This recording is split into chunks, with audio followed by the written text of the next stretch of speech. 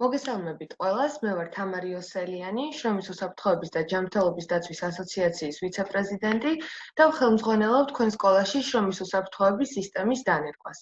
აღნიშნული ვიდეო მოვამზადე იმ თანამშრომლებისთვის და იმ დასაქმებული პირებისთვის, რომლებმაც ვერ მოახერხეს ონლაინ რეჟიმში ტრენინგზე ჩართვა და შევეცდები, რომ ამ ვიდეოებში მოგაწოდოთ ყველა ის ინფორმაცია, რომელიც აუცილებელი არის და მნიშვნელოვანი არის, რომ გქონდეთ თქვენ შრომის უსაფრთხოებასთან დაკავშირებით. ძირითადი თემები, რომელზეც ვისაუბრებ ამ ჩანაწერებში, ეს არის შრომის უსაფრთხოება, სახანძრო უსაფრთხოება და ევაკუაციის ღონისძიებები და საგანგებო სიტუაციების მართვა. რაც შეეხება საორგანიზაციო და ტექნიკურ საკითხებს, მათთვის, ვინც ამ ვიდეოს ჩანაწერს უყურებს, მნიშვნელოვანი არის ორი საკითხი. პირველი ის, რომ დანერთები, რომელიც დაკავშირებული არის ტრენინგთან, მოგეწოდებათ ელფოსტებზე აუცილებლად. ან Facebook-ის ჯგუფში გაგიზიარდებათ და ასევე თქვენს, როგორც დანარჩენებმა, ვინც ონლაინ იყო ტრენინგში ჩართული, თქვენც უნდა დაწეროთ ტესტი.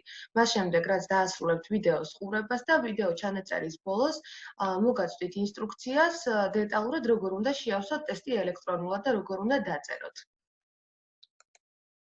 რაც შეეხება გეგმას, თუ რა საკითხებზე ვისაუბრებ დეტალურად, პირველი ეს არის შესავალი.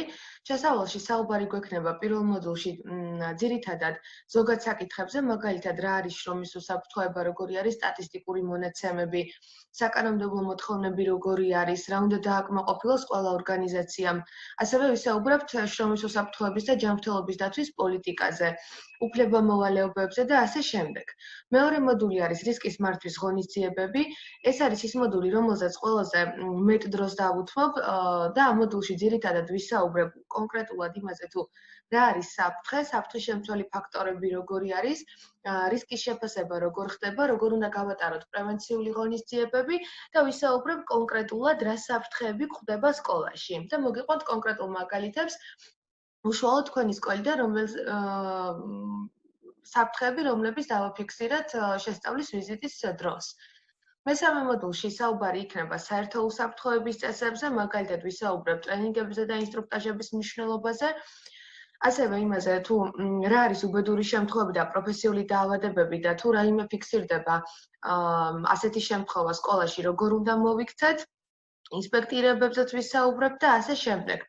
მეოთხე და მეხუთე მოდული ძირითადად ეთმობა სახანძრო უსაფრთხოების და ევაკუაციის ღონისძიებებს და მეხუთე მოდული უკვე საგანგებო სიტუაციების მართვას.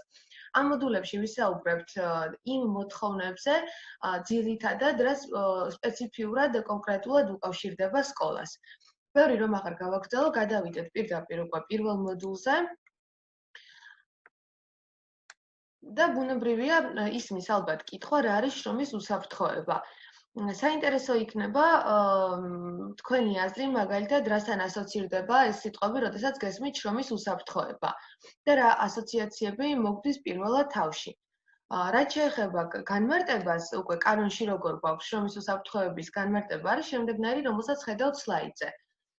უნდა აღვნიშნო აუცილებლად, რომ ეს ჩანაწერი და ეს განმარტება ჩვენ გვხვდება შრომის უსაფრთხოების შესახებ ორგანულ კანონში. ეს არის ის კანონი, რომელმაც 2019 წლის 1 სექტემბრიდან დაავალდებულა ყველა სუბიექტი, რომ დანერგოს შრომის უსაფრთხოების სისტემა თავის ორგანიზაციაში.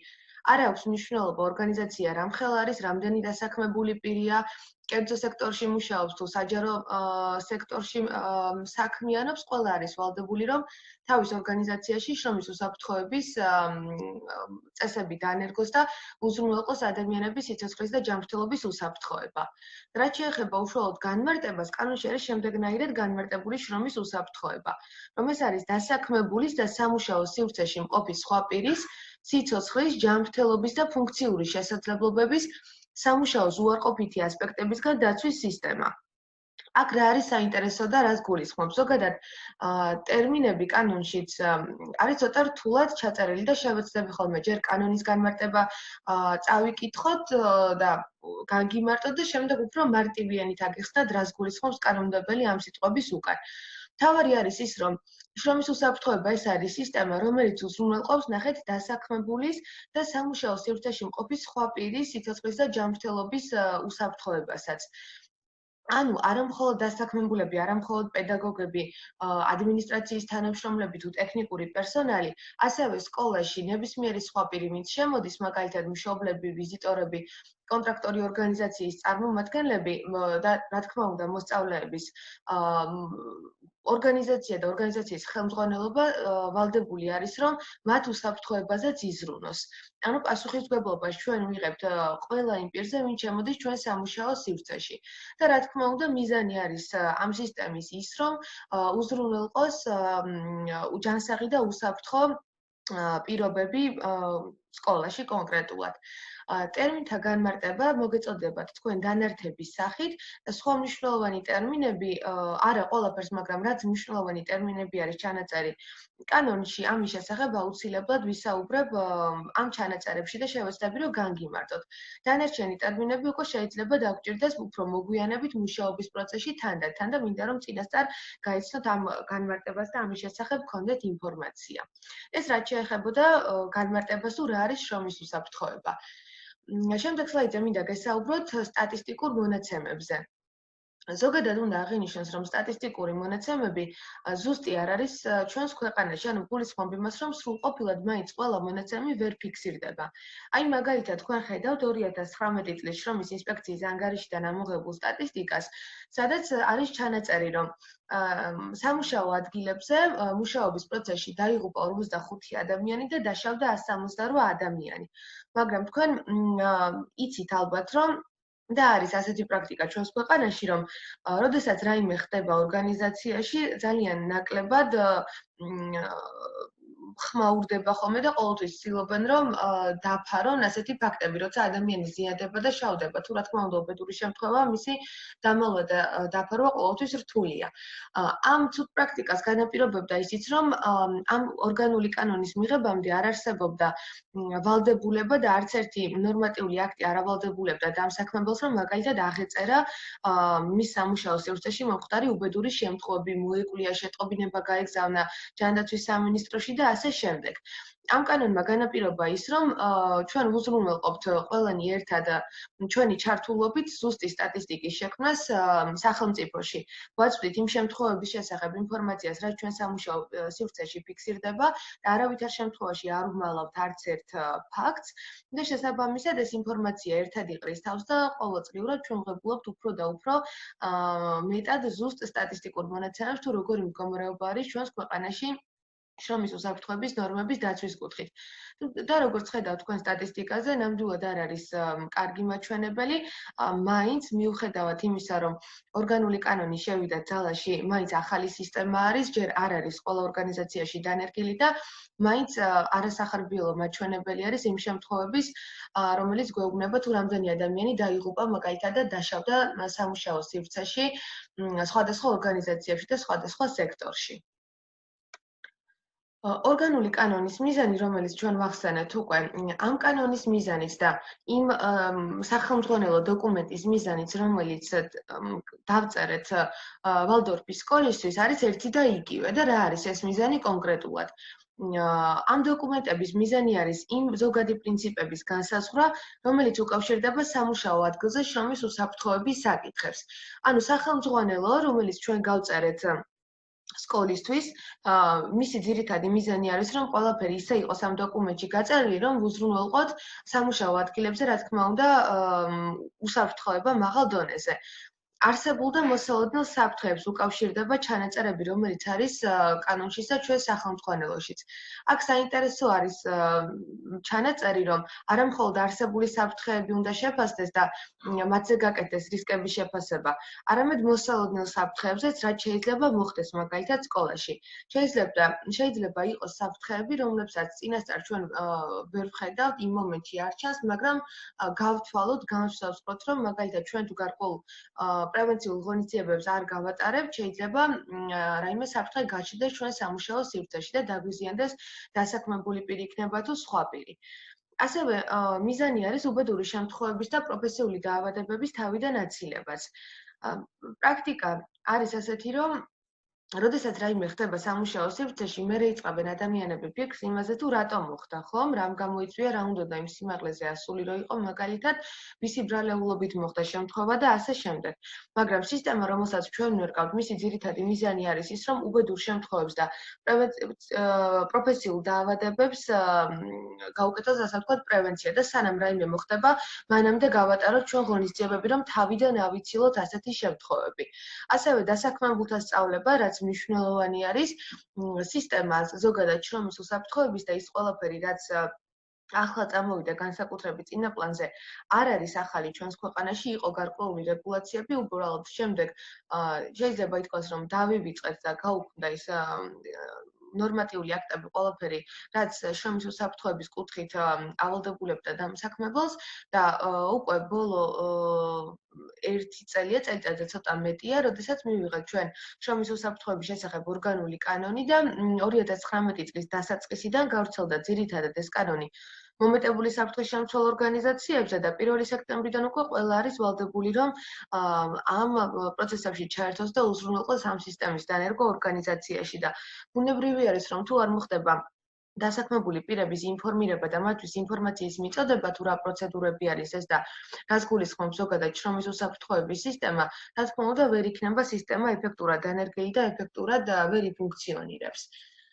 ასევე მათთვის ინფორმაციის მიწოდებას და კონსულტაციების გაწევას კი ბატონო დასაქმებულები აუცილებლად დასაქმებულებს უნდა მიეწოდებოდეთ ინფორმაცია ყველა იმ პროცესის შესახებ, რომელიც მიმდინარეობს მათ სამუშაო სივრცეში, რაც მათ ეხებათ პირდაპირ და ბოლო არის ასევე ძალიან მნიშვნელოვანი, სადაც საუბარი არის დასაქმებულთა თანაბარ მონაწილეობაზე და დასაქმებულთა ჩართულობაზე.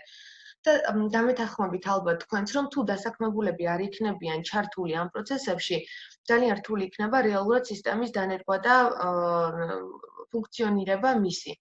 სხვა შემთხვევაში ჩვენ შეიძლება გამოგვივიდეს, რომ უბრალოდ გავწერთ წესებს, რომელსაც ყველა უნდა დაემორჩილოს, მაგრამ თუ დასაქმებულები ამას არ შეასრულებენ, არ იქნებიან ჩართულები ამ დოკუმენტის შემუშავების პროცესში და ამ წესების შემუშავების პროცესში, სხვანაირად სისტემის ფუნქციონირება ვერ იქნება ეფექტური. ამიტომ ძალიან მნიშვნელოვანი არის, რომ დასაქმებულები იყვნენ ჩართული ამ პროცესებში. მაგალითად, ჩვენ როდესაც ვწერთ ხოლმე უსაფრთხოების წესებს, მაგალითად დანადგართან მუშაობის დროს, ან რაიმე გაკვეთილის ჩატარების დროს, აი მაგალითად ავიღოთ იგივე ხელოსნობის გაკვეთილი, ხო? ძალიან მნიშვნელოვანი არის, რომ ამ წესების შემუშავების დროს ჩართული იყოს მაგალითად პედაგოგი, რომელიც ამ საგანს კითხულობს და ასწავლის მოსწავლეებს. რადგან მას აქვს ძალიან ბევრი ინფორმაცია, პროფესიული გამოცდილება, რომელიც ეხმარება შრომის უსაფრთხოების სპეციალისტს, რომ გაწეროს წესები სრულყოფილად და ყველა საკითხი დაიცვას და დაფაროს, რაც მნიშვნელოვანია და სულ ვამბობთ ხოლმე, რომ შრომის უსაფრთხოების სპეციალისტი არ არის ყველა პროფესიის მცოდნე. და შესაბამისად ძალიან მნიშვნელოვანი არის, რომ ყველა დასაქმებული პირი თავისი პოზიციიდან გამომდინარე და თავისი უფლება-მოვალეობებიდან გამომდინარე ჩართული იყოს ამ სისტემის დანერგვის პროცესში. ვინ არის შრომის უსაფრთხოების სპეციალისტი? ვახსენეთ, რომ შრომის უსაფრთხოების სპეციალისტი არის ადამიანი, რომელიც წერს დოკუმენტაციას, მაგრამ კარგად რომ განმარტოთ, მისი მთავარი ფუნქცია ეს არის შრომის უსაფრთხოების სისტემის დანერგვა და მართვა.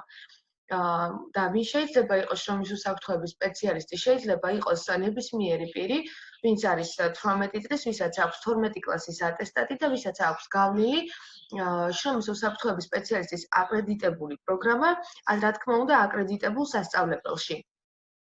და ჩვენ როდესაც ვამბობთ, რომ მისი მთავარი ვალდებულება ეს არის ამ შრომის უსაფრთხოების სისტემის დანერგვა და მართვა, შეიძლება ორ სიტყვაში ეტევა მისი ეს ვალდებულებები, მოკლედ რომ ვთქვათ, მაგრამ ამის უკან დგას ძალიან ბევრი ვალდებულებები და ღონისძიებები, რომელიც უნდა გატარდეს შრომის უსაფრთხოების სპეციალისტის მიერ. და ამაში თქვენ დარწმუნდებით ცოტა ხანში, როდესაც ვისაუბრებთ ყველა იმ პროცესებზე, რაც უნდა განხორციელდეს სკოლაში შრომის უსაფრთხოების კუთხით.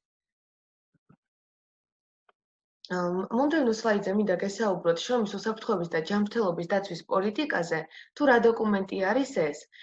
ეს არის დოკუმენტი, სადაც წერია, თუ შრომის უსაფრთხოების კუთხით სკოლაში რა კეთდება. არის დაახლოებით 2 გვერდზე გაწერილი, არ არის ეს დიდი დოკუმენტი, არის მარტივიანით დაწერილი და ფაქტობრივად ორგანიზაციის ხელმძღვანელი აფიქსირებს პოზიციას, აფიქსირებს თუ რა კეთდება სკოლაში შრომის უსაფრთხოების კუთხით, რაზე იღებს მართველი რგოლი პასუხისმგებლობას და რის გარანტიად დგება, ასე ვთქვათ, ორგანიზაციის ხელმძღვანელი.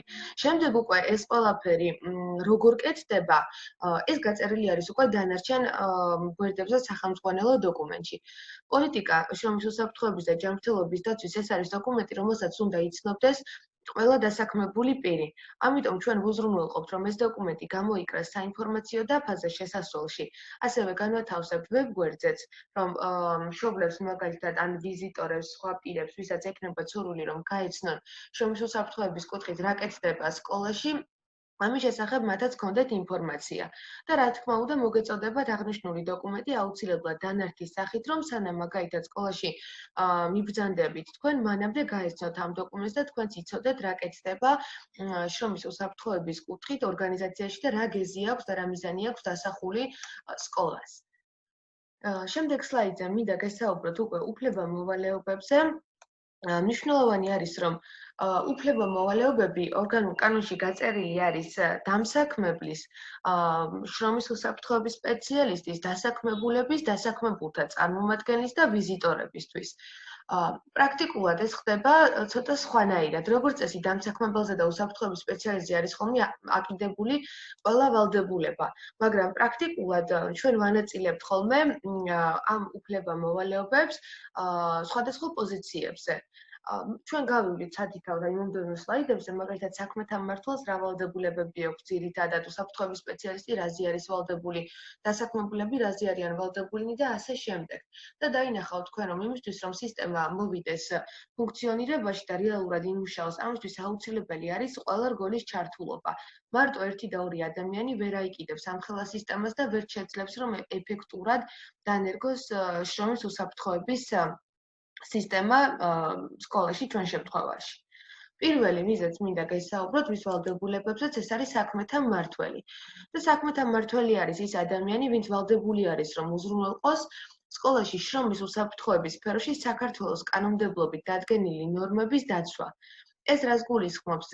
ეს გულისხმობს და ნიშნავს იმას, რომ თუ კი რაიმე კანონი, თუ კი რამე ტექნიკური რეგლამენტი არის ჩვენს ქვეყანაში გამოცემული შრომის უსაფრთხოების კუთხით, საქმეთა მმართველი არის ვალდებული, რომ უზრუნველყოს ყველა ამ კანონის და მოთხოვნის დაცვა სკოლაში. და თქვენ ალბათ დაფიქრდებით იმაზე, რომ შეიძლება ყველა ორგანიზაციის ხელმძღვანელი არ იყოს იურისტი, ხო? ამიტომ მნიშვნელოვანი არის, რომ ამ სისტემის მუშაობის პროცესში მაგალითად ორგანიზაციის ხელმძღვანელთან, ამ შემთხვევაში საქმეთა მმართველთან მუშაობის პროცესში ჩართული იყოს აუცილებლად იურისტი, შრომის უსაფრთხოების სპეციალისტიც, რომ აი თუნდაც ეს ერთი ვალდებულება, რომელიც მისი შესასრულებელია, ამ ვალდებულების შესრულებაში დაეხმარონ ეს ადამიანები. საქმეთა მმართველი არის ვალდებული ასევე, რომ უზრუნველყოს, რომ დასაქმებულისა და სამუშაო სივრცეში მყოფი სხვა პირების უსაფრთხოებას და ჯანმრთელობას ზიანი არ მიადგეს. და ამ მოთხოვნას ის სხვადასხვა გზებით აკმაყოფილებს. მაგალითად, რომ აყავს სკოლაში შრომის უსაფრთხოების სპეციალისტი, რომ ატარებს ტრენინგებს, რომ ატარებს ინსტრუქტაჟებს, რომ უზრუნველყოფს უკაცრავად, რომ უზრუნველყოფს მაგალითად ინდივიდუალური დაცვის საშუალებებით დასაქმებულებს. აი ამ სხვადასხვა ღონისძიებების გატარებით ის უზრუნველყოფს ამ ვალდებულების შესრულებას. ასევე საქმეთა მმართველი არის ვალდებული, რომ საფრთხის შემცველმა ფაქტორებმა დასაქმებულისა და სამუშაო სივრცეში მყოფი სხვა პირის უსაფრთხოებას და ჯანმრთელობას საშიშროება არ შეუქმნას. საფრთხის შემცველი ფაქტორები, რომელი ფაქტორები არის კონკრეტულად და სკოლაში რომელი საფრთხის შემცველი ფაქტორები შეიძლება შეგვხვდეს, ამაზე გესაუბრებით მომდევნო მოდულში, რომელიც ეხება რისკის მართვის ღონისძიებებს და იქ დეტალურად განვიხილავთ მაგალითებს საფრთხის შემცველ ფაქტორებთან დაკავშირებით. გარდა ამ ვალდებულებებისა, საქმეთა მმართველი ასევე ვალდებული არის, რომ უზრუნველყოს ორგანიზაციაში ტრენინგებისა და ინსტრუქტაჟების ჩატარება. ის ფაქტი, რომ მაგალითად თქვენ უყურებთ ამ ვიდეო ჩანაწერს, ნიშნავს იმას, რომ აღნიშნული ვალდებულების შესრულებაში ვეხმარებით ჩვენ საქმეთა მმართველს და ერთ-ერთ საკანონმდებლო მოთხოვნას და ვალდებულებას უკვე ვაკმაყოფილებთ.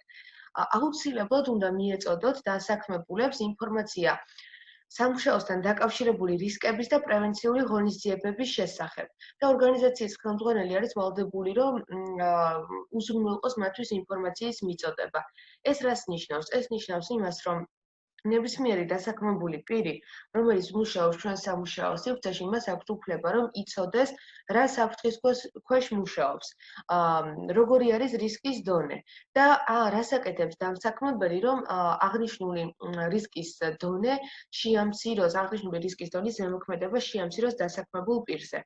არსებობს ორგანიზაციები, სადაც არის მომეტებული საფრთხე, სადაც რისკების შემცირება ფაქტობრივად არის შეუძლებელი და ამ დროს არის ძალიან მნიშვნელოვანი, რომ ამ ადამიანებს ჩვენ მივაწოდოთ ინფორმაცია, რა საფრთხეები არის ორგანიზაციაში და შემდეგ ამ ადამიანებმა უნდა გადაწყვიტონ უკვე სურთ თუ არა ამ პოზიციაზე მუშაობა, მაგრამ რა თქმა უნდა დასაქმებულმაც და დამსაქმებულმაც ყველაფერი უნდა გააკეთოს, რომ რისკის დონე იყოს შემცირებული, რაც შეიძლება.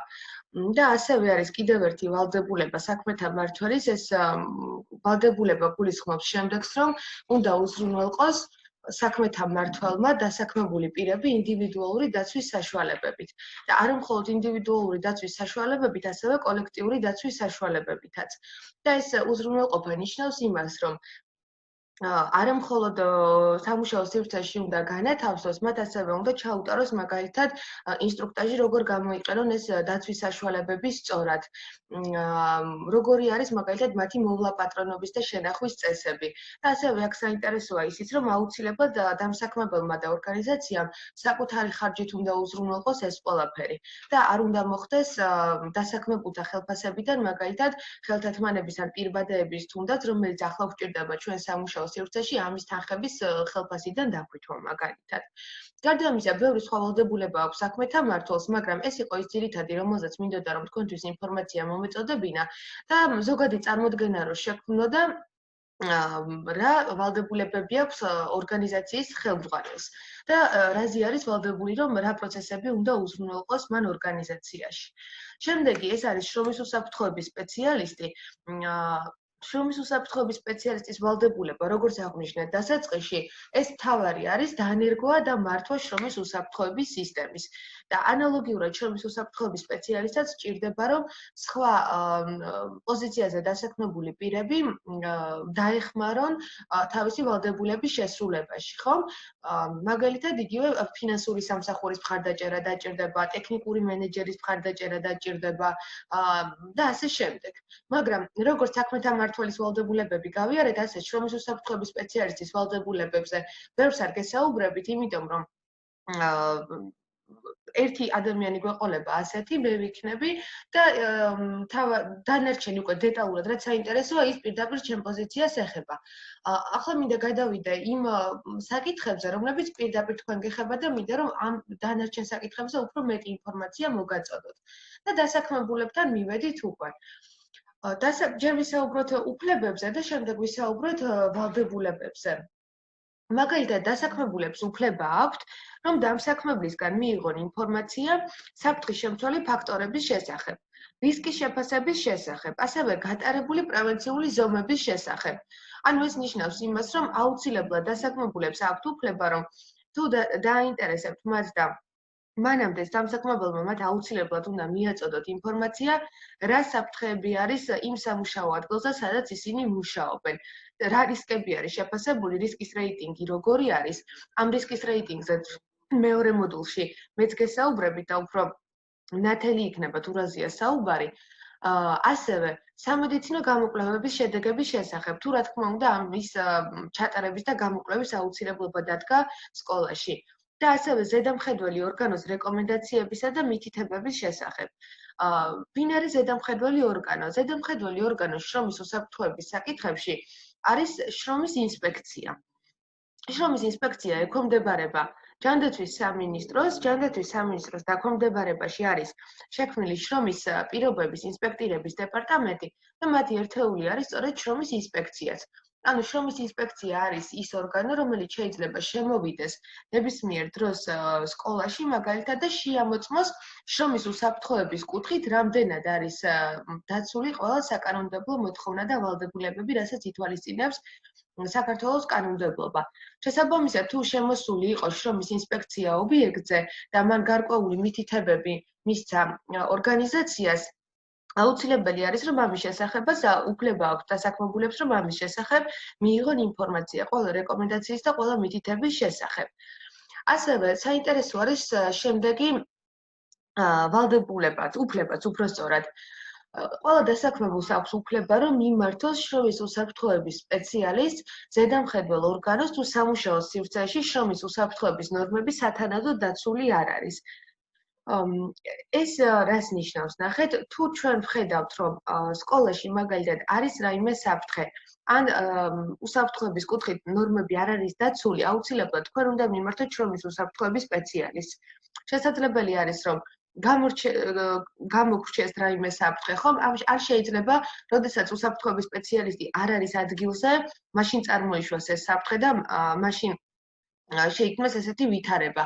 აუცილებლად თქვენ უნდა მიაწოდოთ ინფორმაცია შრომის უსაფრთხოების სპეციალისტს ამის შესახებ. მაგრამ ორგანიზაციები, სადაც არ ინერგება ეს სისტემა, რომელსაც ჩვენ ვერგავთ ახლა სკოლაში, დასაქმებულებს რჩებათ ერთადერთი გზა, რომ მიმართოს ზედამხედველ ორგანოს. მაგალითად, თუ დამსაქმებელი თავის ვალდებულებებს არ ასრულებს და ფიქრობს, რომ არ არის მნიშვნელოვანი ამ ნორმების დაცვის უზრუნველყოფა სკოლაში, ან მაგალითად გონია, რომ შრომის ინსპექცია ვერ მოიწლის მათთვის და ძალიან ბევრი წლის მერე შევა მათთან, ან საერთოდ არ შევა. ასეთ შემთხვევაში დასაქმებულს რჩება ერთადერთი გზა, რომ მიმართოს შრომის ინსპექციას, შეატყობინოს როგორი მდგომარეობა არის მათ ორგანიზაციაში და შემდეგ ეს შრომის ინსპექცია უკვე იმოქმედებს შესაბამისად, ხო, მივა აუცილებლად თუ არის ამის საკმარისი საფუძველი და არაგეგმიურად შეამოწმებს ობიექტს და აიძულებს ორგანიზაციის ხელმძღვანელს, რომ დასაქმებულების ჯანმრთელობის და შრომის უსაფრთხოებაზე იზრუნოს. ეს რაც შეეხებოდა უფლებებს, ახლა ვისაუბროთ ვალდებულებებზე. გარდა უფლებებისა, რა თქმა უნდა, დასაქმებულებს აქვთ თავისი ვალდებულებები. მაგალითად, დაემორჩილოს სკოლაში შრომის უსაფრთხოების კუთხით დამტკიცებულ სამუშაო პროცედურებს. ანუ ყველა ის დოკუმენტი, ყველა ის პროცედურა, რომელსაც ჩვენ დავამტკიცებთ სკოლაში შრომის უსაფრთხოების კუთხით, ყველანი ვართ ვალდებულები, რომ დავემორჩილოთ ამ წესებს. ასევე დასაქმებულებს აქვთ ვალდებულება, რომ გამოიყენონ ინდივიდუალური დაცვის საშუალებები. რა თქმა უნდა, თუ მათი პოზიცია ითვალისწინებს ამ ინდივიდუალური დაცვის საშუალებების გამოყენებას. მაგალითად, ახლა ამ პერიოდში თუ ჩვენ სკოლაში გვიწევს მისვლა, აუცილებლად ჩვენ იქ დაგვჭირდება ყველაზე მინიმუმ პირბადის გამოყენება. ახლა ვმუშაობთ სწორედ ამ დოკუმენტის დამტკიცებაზე და შესაბამისად ყველას გვექნება ვალდებულება, რომ ინდივიდუალური დაცვის საშუალება პირბადე მაგალითად გამოვიყენოთ სამუშაო სივრცეში, დახურულ სივრცეში თუ შევდივართ. ანალოგიურად მაგალითად, როდესაც სახლის ოსტატი მუშაობს გარკვეულ სამუშაოებზე, შესასრულებელი სამუშაო სპეციფიკიდან გამომდინარე გაწერილი იქნება, რომელი ინდივიდუალური დაცვის საშუალებები უნდა გამოიყენოს მან. და რა თქმა უნდა, ვალდებული იქნება ის, რომ დაემორჩილოს ამ წესებს და გამოიყენოს ყველა დაცვის საშუალება. დაესწროს შრომის უსაფრთხოების შესახებ ტრენინგებსა და საინფორმაციო შეხვედრებს.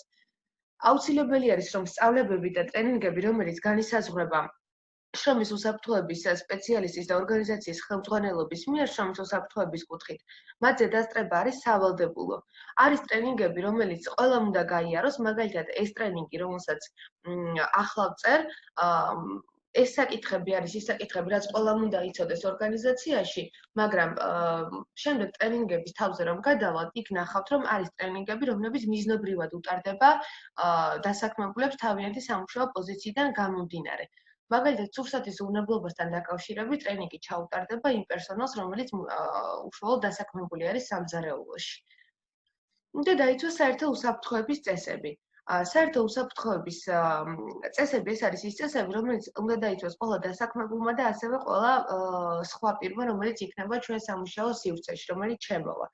შესაბამისად, საერთო უსაფრთხოების წესები რამდენიმე ძირითადი წესი, 10 თუ 15 წესი, რაც ყველასთვის შესაძლებლად სავალდებულოა, გამოკრული იქნება აუცილებლად საინფორმაციო დაფაზე და თქვენც მოგეწოდებათ ამის შესახებ აუცილებლად ინფორმაცია. დასაქმებულების გარდა ყავს ჩვენ კიდევ ერთი პოზიცია, ეს არის დასაქმებულთა წარმომადგენელი. ვინ არის დასაქმებულთა წარმომადგენელი? ეს არის ადამიანი, რომელიც ჩართული არის და ფაქტობრივად წარმოადგენს დასაქმებულებს შრომის უსაფრთხოების სპეციალისტთან, ორგანიზაციის ხელმძღვანელობასთან და ზედამხედველ ორგანოსთანაც საჭირო თუ იქნება. მაგალითად, თუ იქნება საკითხი, რომელიც აუცილებელი არის, რომ შრომის უსაფრთხოების სპეციალისტს შეატყობინოთ ან მიაწოდოთ და არ არის უსაფრთხოების სპეციალისტი იმ მომენტში სამუშაო ადგილზე, თქვენ შეიძლება მიმართოთ დასაქმებულთა წარმომადგენელს. ანუ ეს იქნება ადამიანი თქვენი ხმა, ხელმძღვანელობასთან, უსაფრთხოების სპეციალისტთან და ასე შემდეგ. დასაქმებულთა წარმომადგენელი თქვენს ორგანიზაციაში იქნება ტექნიკური მენეჯერი, მედუნა გოგიშვილი და შესაბამისად, თუ კი რაიმე საკითხი იქნება და ჩემთან ვერ მოხდება პირდაპირ კომუნიკაცია, რა თქმა უნდა, მედუნას შეგიძლიათ მიმართოთ ნებისმიერ დროს. მაგრამ ეს არ ნიშნავს იმას, რომ უსაფრთხოების სპეციალისტს თქვენ პირდაპირ ვერ დაუკავშირდებით, მე აუცილებლად მოგასწრით ჩემს საკონტაქტო ინფორმაციას, გამოვაკრავ კიდევაც საინფორმაციო დაფაზე და თქვენ გეცოდინებათ, რომ ნებისმიერ შემთხვევაში, როდესაც რაიმე ხდება ობიექტზე, ან შრომის უსაფრთხოებასთან დაკავშირებით რაიმე საკითხზე გჭირდებათ კონსულტაცია ან საუბარი, უნდა დამიკავშირდეთ აუცილებლად მე. რაც შეეხება ისევ დასაქმებულთა წარმომადგენელს რომ დაუბრუნდეთ, ეს ადამიანი ჩართული არის და დასაქმებულთა პოზიციას იცავს და გამოხატავს, როცა მაგალითად რაიმე ახალი ღონისძიებათა სისტემის ინიცირება ხდება ორგანიზაციაში. როცა შრომის უსაფრთხოების კუთხით მაგალითად ახალი პროცედურები უნდა შევიმუშაოთ, ახალი წესები და ეს რა თქმა უნდა გავლენას ახდენს დასაქმებულებზე. შესაბამისად მნიშვნელოვანი არის, რომ ერთი პირი, მაგალითად, როდესაც გაიმართება შეხვედრები და თათბირები, დასაქმებულებს წარმოადგენდეს, რადგან ბუნებრივი არის, რომ ყველა დასაქმებულთან შეხვედრა შეიძლება ვერ მოხდეს კონკრეტულ საკითხზე მსჯელობის და შესაბამისად არჩეული ყავს ჩვენ ადამიანი, რომელიც დასაქმებულების სახელით დააფიქსირებს ინფორმაციას და პოზიციას, რაც მნიშვნელოვანი არის შრომის უსაფრთხოების კუთხით. როგორც აღნიშნეთ, დასაქმებულთა წარმომადგენელი დასაქმებულებს წარმოადგენს დამსაქმებელთანაც და ეს საჭირო ხდება ხოლმე მაშინ, როდესაც ორგანიზაცია არის შედარებით უფრო დიდი და კომუნიკაცია არის ცოტა რთული, შრომის უსაფრთხოების სპეციალისტთან და ზედამხედველ ორგანოსთანაც. მაგალითად, როდესაც შრომის ინსპექცია შემოდის ობიექტზე, შესაძლებელი არის, რომ გაესაუბროს სხვა პირებსაც, ხო, ის მარტო სამუშაო სივრცეს არ ათვალიერებს. ესაუბრება დასაქმებულებს, რომ დაინახოს რეალური მდგომარეობა როგორი არის სკოლაში. და თუ მაგალითად დასაქმებულები პედაგოგები იმყოფებიან გაკვეთილებზე, რა თქმა უნდა, ინსპექტორი არ შეუშლის ხელს საგაკვეთილო პროცესს და მაგალითად შეიძლება გაესაუბროს დასაქმებულთა წარმომადგენელს. და შესაბამისად, მოკლედ დასაქმებულთა წარმომადგენელი არა მარტო დამსაქმებელთან, არამედ შრომის უსაფრთხოების სპეციალისტთან და ზედამხედველ ორგანოსთანაც წარმოადგენს დასაქმებულებს. და უსაფრთხოების კუთხით ვალდებულებების ნაწილში, ვიზაც მინდა გესაუბროთ, ბოლო ეს არის ვიზიტორები. სკოლაში იმართება არაერთი ღონისძიება, არაერთი შეხვედრა, მაგალითად თათბირები, შეკრებები, ღონისძიებები, ხო? მოდიან მშობლები. შესაბამისად, ძალიან მნიშვნელოვანი არის, რომ ვიზიტორების უსაფრთხოებაც იყოს დაცული. და ამიტომ ძალიან მნიშვნელოვანი არის, რომ გაწერილი ვქონდეს ჩვენ ვიზიტორები რაზე არიან მაგალითად ვალდებულნი, რომ იცოდნენ მაგალითად ევაკუაციის შემთხვევაში საით უნდა წავიდნენ, სად არის საევაკუაციო გასასვლელი. ამას მაგალითად უზრუნველყოფთ ინფორმაციის მიწოდებას ნიშნების განთავსებით სამუშაო სივრცეში და ამ შესახებ დეტალური ინფორმაციასაც გამოვაკრავთ ჩვენ საინფორმაციო დაფაზე. და შესაძლებელი არის, რომ საიძეც განვათავსოთ, რომ ყველას კონდეს ინფორმაცია, სანამ ჩვენს სკოლაში მოვა, სანამ ეზოში ფეხ შემოდგავს, რა წესები მოქმედებს ჩვენთან და როგორ უნდა მოიხსნენ, რომ ყველას უსაფრთხოება იყოს მაქსიმალურად დაცული. ეს რაც შეეხებოდა პირველ მოდულს, ამით სრულდება პირველი მოდული.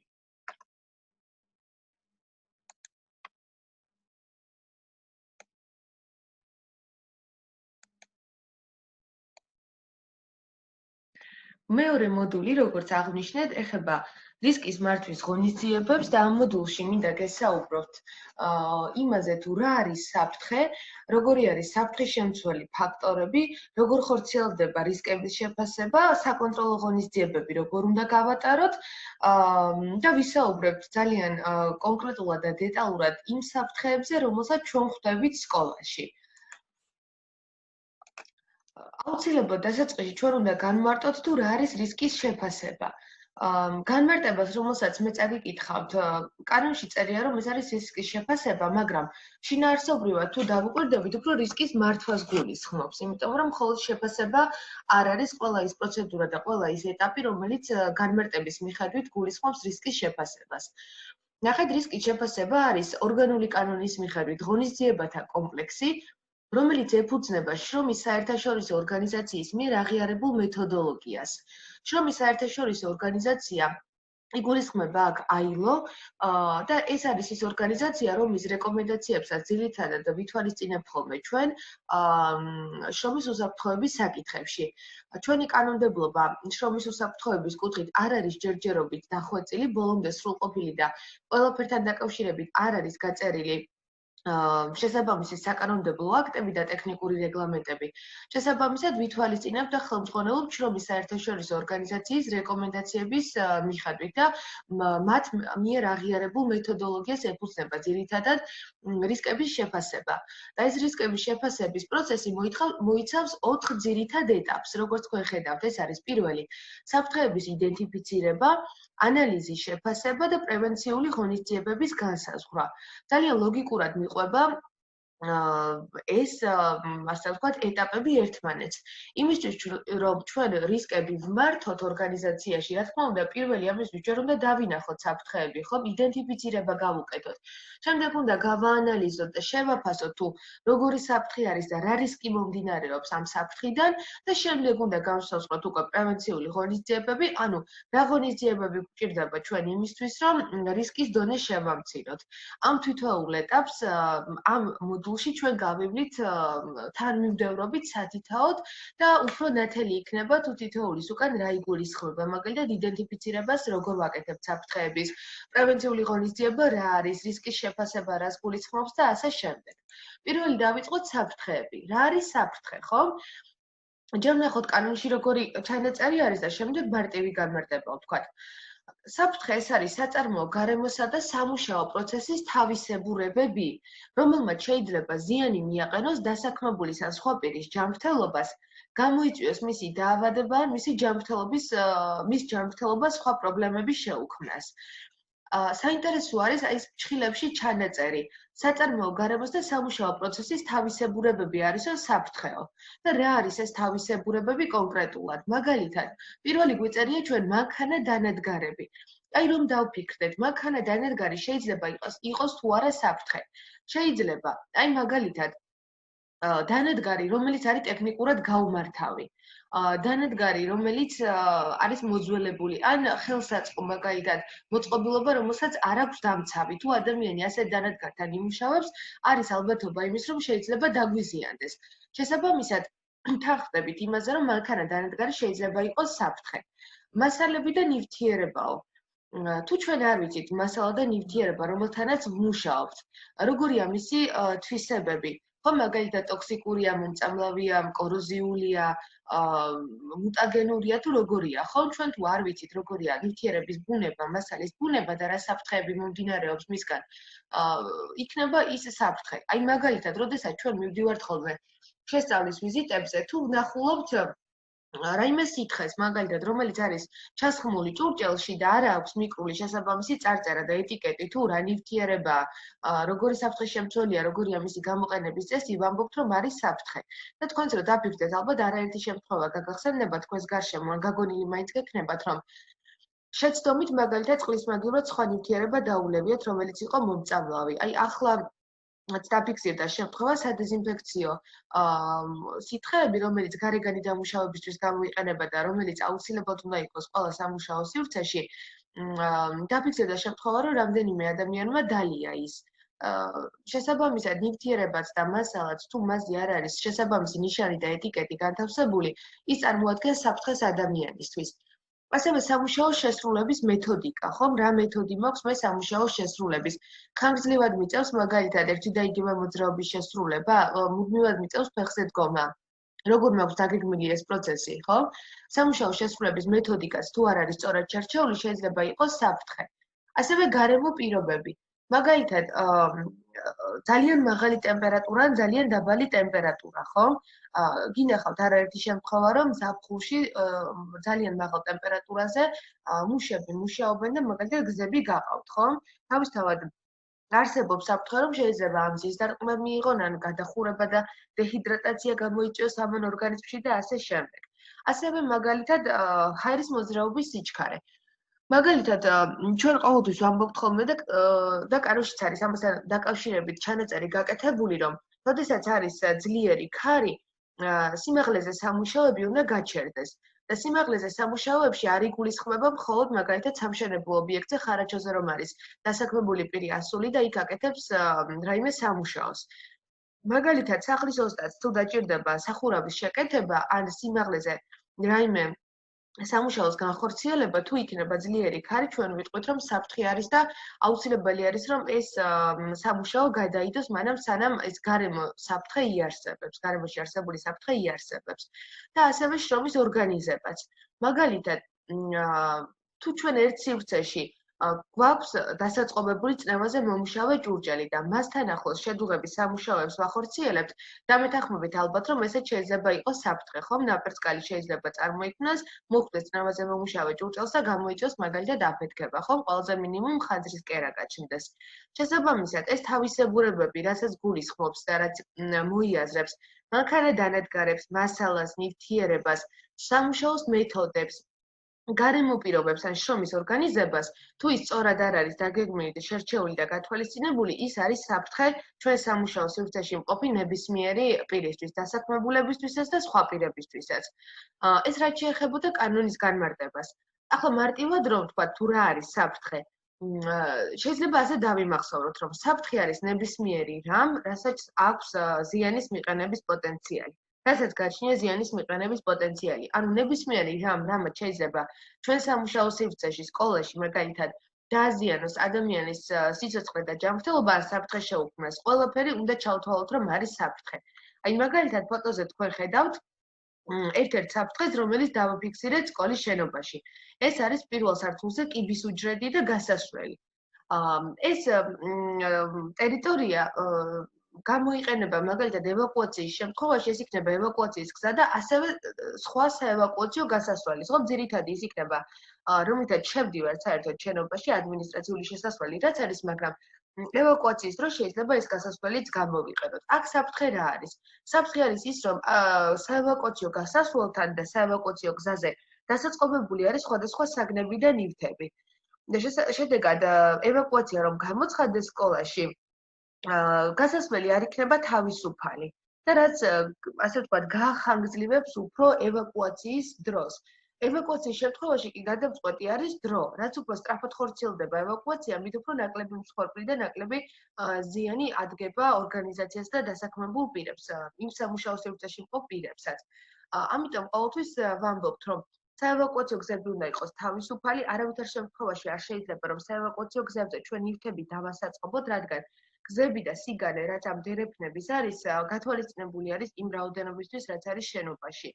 და შესაბამისად, თუ ეს გასასვლელი იქნება დავიწროვებული ანალოგიურად, როგორც ჩახერგილი საევაკუაციო გასასვლელი წარმოადგენს დროის კუთხით პრობლემას, საევაკუაციო გზების დავიწროვებაც არის პრობლემა. ამიტომ აუცილებელი არის, რომ ეს საფრთხე მოვაშოროთ, მოვიცილოთ და ეს ნივთები, რაც აქ გვაქვს დასაწყობებული, მათთვის მოვძებნოთ სხვა ადგილი, აუცილებლად. როგორ უნდა აღმოვაჩინოთ საფრთხეები? იმისთვის, რომ ჩვენ აღმოვაჩინოთ საფრთხეები, ამისთვის უნდა დავაკვირდეთ ჩვენ სამუშაო გარემოს და პროცესებს, რაც მიმდინარეობს ჩვენ სამუშაო სივრცეში. ასევე, როდესაც ჩვენ დავინახავთ საფრთხეებს, მაგალითად, აღმოვაჩინოთ, რომ საევაკუაციო გასასვლელი არ არის თავისუფალი და დასაწყობებულია სხვადასხვა ნივთები. ჩვენ უნდა დავფიქრდეთ, ვინ შეიძლება დაგვიზიანდეს და როგორ შეიძლება დაზიანდეს. იგივე საევაკუაციო გასასვლელის მაგალითი რომ ავიღოთ, შეიძლება დაგვიზიანდეს ჩვენ ნებისმიერი პირი, ხო, ვინც იმყოფება სამუშაო სივრცეში. არ აქვს მნიშვნელობა, ვინც იქნება შიგნით, თუ ევაკუაცია გამოცხადდა და ყველასთვის საფრთხეს წარმოადგენს დავიწროვებული და ჩახერგილი საევაკუაციო გასასვლელი. და როგორ შეიძლება დაგვიზიანდეს? აი, როგორ ვფიქრობთ, რა ტიპის დაზიანება შეიძლება მიიღოს? მაგალითად, დამტრობა, გაგუდვა კვამლით, ხო? ფატალური შედეგი შეიძლება დადგეს, მოტეხილობა, დაჟეჟილობა შეიძლება მიიღოს თუ საევაკუაციო გასასვლელში კარი არ იღება სწორი მიმართულებით, ხო? ამიტომ აუცილებელი არის, როდესაც საფრთხეებს აღმოვაჩენთ, მაშინვე დავფიქრდეთ ჩვენ, ვინ შეიძლება დაგვიზიანდეს ამ საფრთხის შედეგად და როგორი დაზიანება შეიძლება მიიღოს.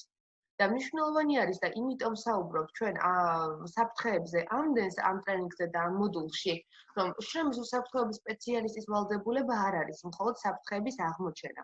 სამუშაო სივრცეში მყოფ ნებისმიერ პირს უნდა შეეძლოს, რომ დაინახოს საფრთხე. მაგალითად, გაკვეთილზე მასწავლებელი არის ის ადამიანი, რომელმაც იდენტიფიცირება უნდა გაუკეთოს საფრთხეს და მან უნდა აღმოაჩინოს და მან უნდა დააფიქსიროს დროულად.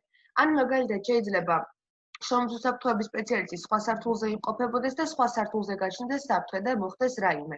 ამიტომ იმ ფაქტორიდან გამომდინარე, რომ ჩვენ ორგანიზაციაში, ჩვენ დაწესებულებაში შემხებლობა გვაქვს ბავშვებთან, ამ ასეთ შემთხვევაში კიდევ უფრო მეტად არის მნიშვნელოვანი, რომ ყველა მასწავლებელს და არა მხოლოდ მასწავლებლებს, ტექნიკურ პერსონალს, დასუფთავების თანამშრომლებს, ადმინისტრაციას მათ შორის შეეძლოს, რომ აღმოაჩინოს საფრთხეები, რომ დაინახოს ისინი.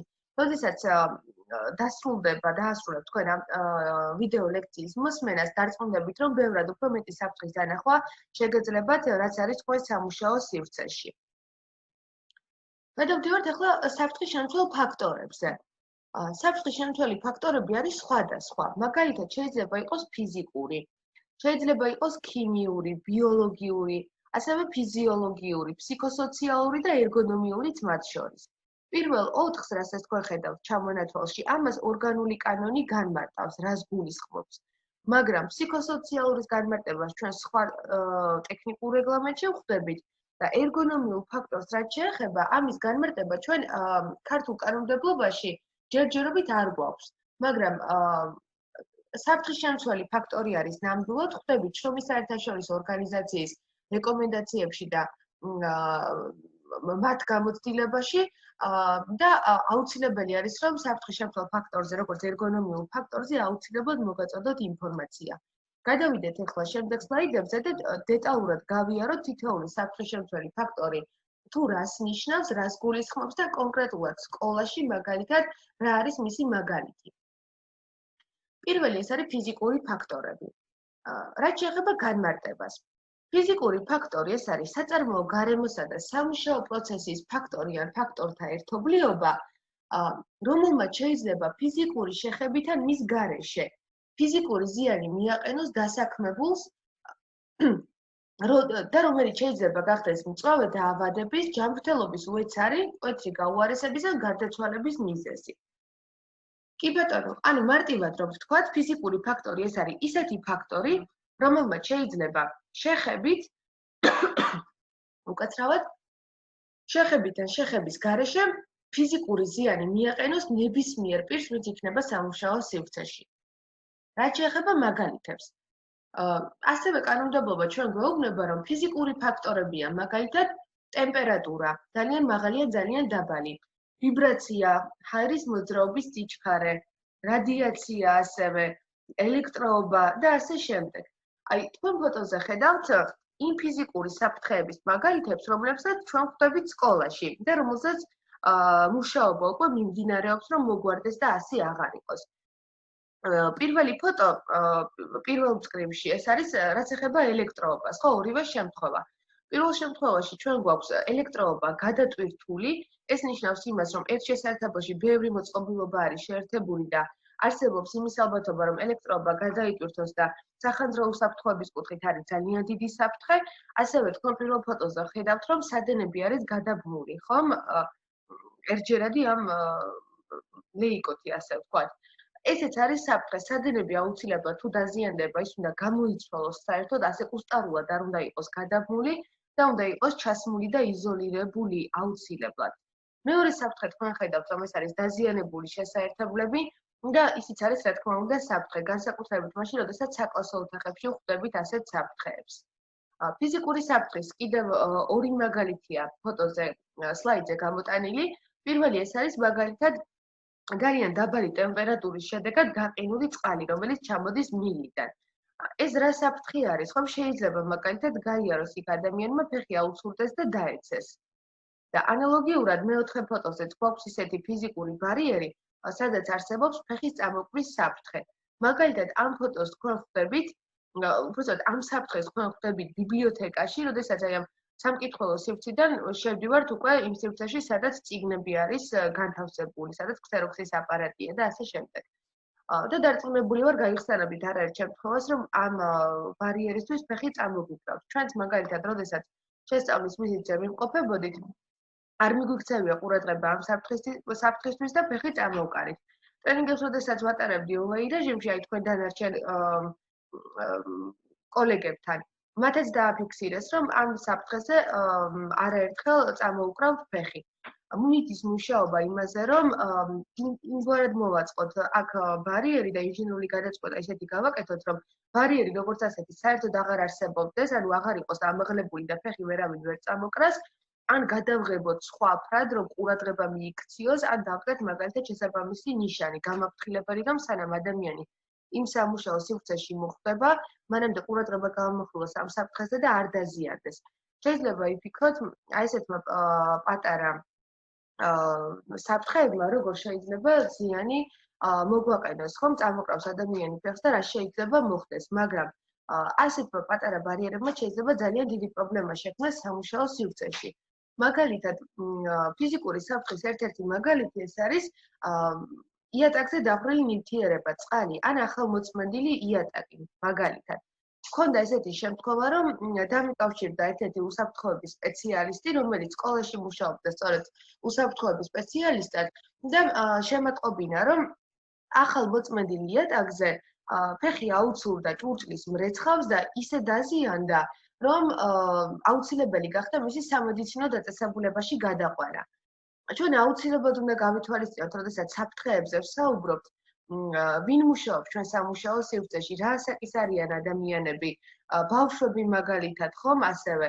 აი მაგალითად უფრო ხანდაზმულ ასაკში, როდესაც შედის ადამიანი, უფრო რთული არის, რომ მოტეხილობა მოუშუშდეს, ხომ მაგალითად დაჟეჟილობა მოუშუშდეს. შესაბამისად შეიძლება ვიღაცისთვის ეს საფრთხე იმდენად მნიშვნელოვანი არ იყოს, მაგრამ ვიღაცას ძალიან სერიოზული ზიანი მიაყენოს. ამიტომ მნიშვნელოვანი არის, რომ ასეთი პატარ-პატარა ერთი შეხედვით პატარ-პატარა საფრთხეებით იდენტიფიცირებული იყოს და აუცილებლად დროულად მოვაგვაროთ ყველა ასეთი საფრთხე, რომელიც იქნება ჩვენ სამუშაო სივრცეში. ფიზიკური ფაქტორების შემდეგ ნახეთ, რომ ჩვენთან ჩამონათვალში მოდიოდა ქიმიური ფაქტორი. ქიმიური ფაქტორი არის სამუშაო სივრცეში არსებული ქიმიური ნივთიერებები და სუბსტანციები, რომლებმაც შეიძლება ზიანი მიაყენოს ადამიანის სიცოცხლეს ან ჯანმრთელობას და გამოიწვიოს შრომის უნარიანობის დროებითი ან მუდმივი დაკარგვა. მარტივად რომ ვთქვათ, აი რა ქიმიური ფაქტორი, რა ქიმიური საფრთხე შეიძლება გქონდეს სკოლაში, ხო? ყველაზე ნათელი მაგალითი ამის არის თუნდაც სადეზინფექციო საშუალებები, რომელსაც იყენებს დასუფთავების თანამშრომელი სკოლის დასალაგებლად. იგივე საშუალებები მაგალითად, რომელსაც ჩვენ სახლში ვიყენებთ, ხომ? რაც ყველგან გვხვდება. სხვა მაგალითებზე რომ არ გადავიდეთ. მითხრეს თქვენმა კოლეგებმა ესეთი მაგალითი, რომ თავიდან მუშავდებოდა ზედაპირები და ზოგადად სკოლის დეზინფექცია utარდებოდა ქიმიური საშუალებით, რომელსაც ჰქონდა ძალიან მძაფრი სუნი. და მოგვიანებით ჩანაცვლდა ეს. ზოგადად ქიმიური საფრთხე არის ისეთი, რომ აუცილებლად უნდა მივაქციოთ ყურადღება. და მხოლოდ ფიზიკური ბარიერი და ფიზიკური საფრთხე არ არის პრობლემა. ყველა ფაქტორს შეუძლია საკმაოდ დიდი პრობლემა შექმნას ობიექტზე. მაგალითად, არაერთი შემთხვევა დაფიქსირდა ახლა ამ პერიოდში ორგანიზაციებში, რომ მოიწამნენ სადეზინფექციო საშუალებები. ზედაპირების სადეზინფექციო საშუალებების ნაწილი არის ისეთი, რომ როდესაც დეზინფექციას ჩაატარებს სამუშაო სივრცეში ზედაპირებისას, 2 საათი არ უნდა გაჩერდეს იქ არავინ, არ უნდა მოხდეს ადამიანი, არ უნდა შევიდეს. და არ გაითვალისწინეს ეს ინსტრუქცია და მოკლედ მოხდა ტოქსიკური მოწამვლა და ჩატარდა მოკვლევა ამ შემთხვევასთან დაკავშირებით. და ეს მაგალითი გვიჩვენებს იმას, რომ ძალიან მნიშვნელოვანი არის, რომ ქიმიური საფრთხე, რაც არის ჩვენს ორგანიზაციაში, მას აუცილებლად მიექცეს ყურადღება და მოხდეს მისი მასთან დაკავშირებით ღონისძიებების დროულად გატარება. იგივე ჩვენ რომ ავიღოთ მაგალითად ქიმიის ლაბორატორია, ხომ? ძალიან მნიშვნელოვანი არის, რომ ქიმიის გაკვეთილის ჩატარების დროს, როდესაც ცდები ტარდება, იქ გარკვეული უსაფრთხოების წესები იყოს დაცული. და აუცილებლად ამასთან დაკავშირებით ჩვენ წესები გვაქვს გაწერილი და აუცილებლად გვექნება კომუნიკაცია პედაგოგებთან ამ უსაფრთხოების წესებთან დაკავშირებით და შემდეგ დავამტკიცებთ უკვე ამ წესებს, რასაც ყველა უნდა დაემორჩილოს და გაითვალისწინოს. და ასევე ქიმიური ნივთიერებებთან დაკავშირებით მინდა აღნიშნო ერთი მნიშვნელოვანი საკითხი, რომ აუცილებლად, როდესაც ჩვენ ასეთ საშუალებას ვყიდულობთ, აუცილებლად მას უნდა გქონდეს შესაბამისი ეტიკეტი. და ვითხოვთ ხოლმე MSDS ეწოდება, ეს არის ნივთიერების პასპორტი. სადაც გაწერილი არის თუ რა ნივთიერებაა, როგორია მისი თვისებები, როგორ სივრცეში უნდა შეინახოს, როგორ უნდა მოხდეს მისი გამოყენება და ასე შემდეგ. აი თქვენ მაგალითად მეორე ფოტოზე ხედავთ იმ ნიშნებს, რომლებიც სხვადასხვა საფრთხეზე მიუთითებს და რომელიც შეიძლება ესეთ ნივთიერებებზე იყოს განთავსებული. მაგალითად, ერთ-ერთი მიუთითებს მუტაგენურ საფრთხეზე, მომდევნო მიუთითებს იმაზე, რომ მაგალითად ფეთქებადი არის ნივთიერება. აი ხერო ხატია მაგალითად თევზი რო არის ეს თუ არის განთავსებული ნივთიერებაზე ეს მიანიშნებს იმაზე რომ ნივთიერება გარემოსთვის საშიშია და საფრთხის შემცველია თუ მოხდება ბუნებაში მაგალითად და არ უნდა გადავაქციოთ ის გარეთ მაგალითად ну ცეცხლი კი ბატონო ნიშნავს იმას რომ ალებადი აი ხერი რომ არის მაგალითად ხელზე ხდება ნივთიერება ნიშნავს რომ კოროზიულია ნივთიერება და ასე შემდეგ ანუ ჩვენ ვთანხმდებით იმაზე, რომ ქიმიური ფაქტორის გათვალისწინება და ქიმიური საფრთხის აღმოჩენა ზოგადად სამუშაო სივრცეში არის ძალიან მნიშვნელოვანი. ქიმიური საფრთხე შეიძლება ჩვენს ორგანიზმში სხვადასხვა გზით მოხდეს, მაგალითად, სასუნთქი გზებიდან, საკვრის მომნელებელ სისტემაში მოხდეს, შეიძლება კანზე შეხებით გამოიწვიოს მძიმე შედეგი და შეიძლება ეს შედეგი, რასაც ქიმიური საფრთხე გამოიწვევს, იყოს უბრალოდ მაგალითად უეცარი და შეიძლება მოკლევადიანი ან გრძელვადიანი ეფექტი ჰქონდეს, ხომ? შეიძლება რომ მოხდება კანზე მაშინვე დავინახოთ მისი ეფექტი, ან შეიძლება გავიდეს რამდენიმე დღე და მოგვიანებით გამოვლინდეს უკვე ის გარეგანი თუ შინაგანი ზიანი, რომელსაც მოგვაყენებს ქიმიური საფრთხე და ქიმიური ნივთიერება. ეს რაც მინდოდა რომ ქიმიურ ფაქტორთან დაკავშირებით მეთქვა. მომდევნო საფრთხე და საფრთხის შემცველი ფაქტორი ეს არის ბიოლოგიური ფაქტორი. ბიოლოგიური ფაქტორი ეს არის საწარმოო გარემოში არსებული პათოგენური და არაპათოგენური მიკროორგანიზმები, რომლებმაც შეიძლება ზიანი მიაყენოს ადამიანის სიცოცხლეს ან ჯანმრთელობას და გამოიწვიოს შრომის უნარიანობის დროებითი ან მუდმივი დაკარგვა. ბიოლოგიური საფრთხის ძალიან ნათელი მაგალითი ჩვენ გვაქვს COVID-19, კორონავირუსი, რომელიც საფრთხე არის მთელს ქვეყანაში და მთელს მსოფლიოში, ხომ? შესაბამისად, ჩვენ არ გვაქვს არც ერთი სამუშაო ადგილი, სადაც ბიოლოგიური საფრთხის შემცველი ფაქტორის მაგალითად ვერ დავასახელებთ COVID-19-ს. COVID-19-თან დაკავშირებით ჩვენ შევიმუშავეთ სახელმძღვანელო დოკუმენტი, სადაც გაწერილი არის, რა ღონისძიებები უნდა გატარდეს სკოლაში იმისთვის, რომ ამ ვირუსის გავრცელების რისკი შევამციროთ, რაც შეიძლება მინიმუმამდე. და ამ დოკუმენტს როგორც კი დავამტკიცებთ და როგორც კი დასრულდება ეს პროცესები, აუცილებლად ყველას მოგეწოდებათ ინფორმაცია ყველა პროცედურის შესახებ, რაც არის ამ ვირუსთან დაკავშირებული. და უნდა აღინიშნოს, რომ ჩვენ ასე ვთქვათ, საქმე გვაქვს ბიოლოგიური საფრთხის მეოთხე დონესთან. ეს არის ყველაზე მაღალი დონე ბიოლოგიური საფრთხის დონეებს შორის და რას ნიშნავს ბიოლოგიური საფრთხის მეოთხე დონე? ეს ნიშნავს იმას, რომ ჩვენ საქმე გვაქვს ისეთ პათოგენურ ორგანიზმებთან და მიკროორგანიზმის ეს პათოგენურობა ნიშნავს იმას, რომ შეიძლება მოხდეს ეს მიკროორგანიზმი ჩვენს ორგანიზმში, მაგალითად მაკროორგანიზმში და გამოიწვიოს ინფექცია. და ასეთი არის ნამდვილად ეს კორონავირუსის ორგანიზმები, ხო? მოხდებიან ისინი ჩვენს ორგანიზმში, იწვევენ ინფექციას და შეიძლება გამოიწვიოს ფატალური შედეგიც მათ შორის. და მეოთხე დონე, მესამე დონისგან მაგალითად იმით განსხვავდება, რომ ამ ვირუსის წინააღმდეგ ეფექტური ვაქცინა ჯერ მსოფლიოში არ არსებობს. შეიძლება არის გარკვეული პრეპარატები, არის ვაქცინები, რომლებზეც მუშაობენ, მაგრამ როგორც ასეთი, რომ მსოფლიოში უკვე აღიარებული იყოს მეთოდი, პრეპარატი, რომლითაც ვიმკურნალებ ჩვენ ამ ვირუსს და ამ ვირუსის წინააღმდეგ იქნება ეფექტური, ასეთი არ გვაქვს. სწორედ ამიტომ ჩვენ საქმე გვაქვს ბიოლოგიური საფრთხის მეოთხე დონესთან. ბიოლოგიური საფრთხის შემცველი ფაქტორი, ანუ არ არის მხოლოდ ეს კორონავირუსი, ხო? ეს პათოგენური ორგანიზმები. ბიოლოგიური ფაქტორები ჩვენ ხდება, აი მაგალითად სკოლის მაგალითი რო ავიღოთ სავენტილაციო სისტემაში. სავენტილაციო სისტემა თუ არ იწმინდება, რაც შენობაშია, თუ არ ხდება ფილტრების დროული გამოცვლა, ეს წარმოადგენს თავისთავად საფრთხეს. აი მაგალითად კონდიციონერი, რომელიც სახში გიყენია, თუ მოგიხდიათ გარეთ ფარი, რაც არის და ბადე შეგიმოწმებიათ და გაგისუფთავებიათ, იქ ნახავთ, რომ ძალიან ბევრი მტვერია, ხომ? და თუ ის არ იწმინდება, შესაბამისად ტრიალდება ჰაერი, რომელიც არ არის სუფთა. და ბიოლოგიური ფაქტორიც არანაკლებ საშიში არის და არანაკლებ მნიშვნელოვანი არის, რომ მისი გათვალისწინება და შეფასებაც მოხდეს სამუშაო სივრცეებში. შემდეგი ფაქტორი, რომელზეც მინდა გესაუბროთ, ეს არის ერგონომიული ფაქტორი. ერგონომიკა, ვთქვათ, მოდით ზოგადად ჯერ რა არის, ხომ? ერგონომიკა ეს არის სამეცნიერო დისციპლინა, რომელიც კომპლექსურად შეისწავლის ადამიანს, მის სამუშაო იარაღებს, შრომის პირობებს, შრომის პროცესის ოპტიმიზაციის მიზნით. ანუ ერგონომიკის მიზანი არის ის, რომ ისე მოაწყოს სამუშაო სივრცე, ისეთი სამუშაო შესრულების მეთოდიკა შეიმუშაოს, რომ დატვირთვა რაც შეიძლება იყოს ნაკლები ადამიანის ორგანიზმზე. მაგალითად, თუ გქონიათ შეგრძნება, როდესაც ხანგრძლივად მთელი დღის მანძილზე მუშაობთ კომპიუტერთან და დღის ბოლოს გიგრძნიათ დაძაბულობის, დაჭიმულობის შეგრძნება ხერხემალში, ხო?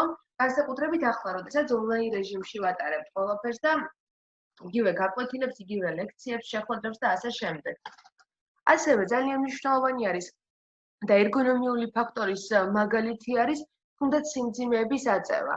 ეს სკოლაში რომ დავფიქრდეთ, რა მაგალითები არის ამის, ხო? პირველ ფოტოზე თქვენ ხედავთ სწორედ იმ მაგალითს, რომელზეც მინდა გესაუბროთ, რომ ხშირი არის ხოლმე შემთხვევები, როდესაც რაიმე ღონისძიებები ტარდება სკოლაში, მაგალითად, უფროს კლასელებს დაიხმარენ ხოლმე მასწავლებლები და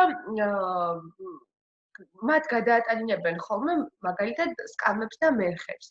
ეს იმას არ ნიშნავს, რომ ჩვენ არ უნდა დავიხმაროთ მოსწავლეები ამ საკითხებში და არ უნდა იყვნენ ისინი ჩართული ამ ორგანიზების საკითხებში, მაგრამ ამ დროს არის მნიშვნელოვანი, რომ ჩვენ თუ გთხოვთ მოსწავლეებს, მაღალკლასელებს, მაგალითად სიმძიმეების აწევას, მათ აუცილებლად უნდა ჩაუტარდეთ ინსტრუქტაჟი, როგორ აწიონ ეს სიმძიმეები სწორად და როგორ არ დაიზიანონ მაგალითად ხერხემალი.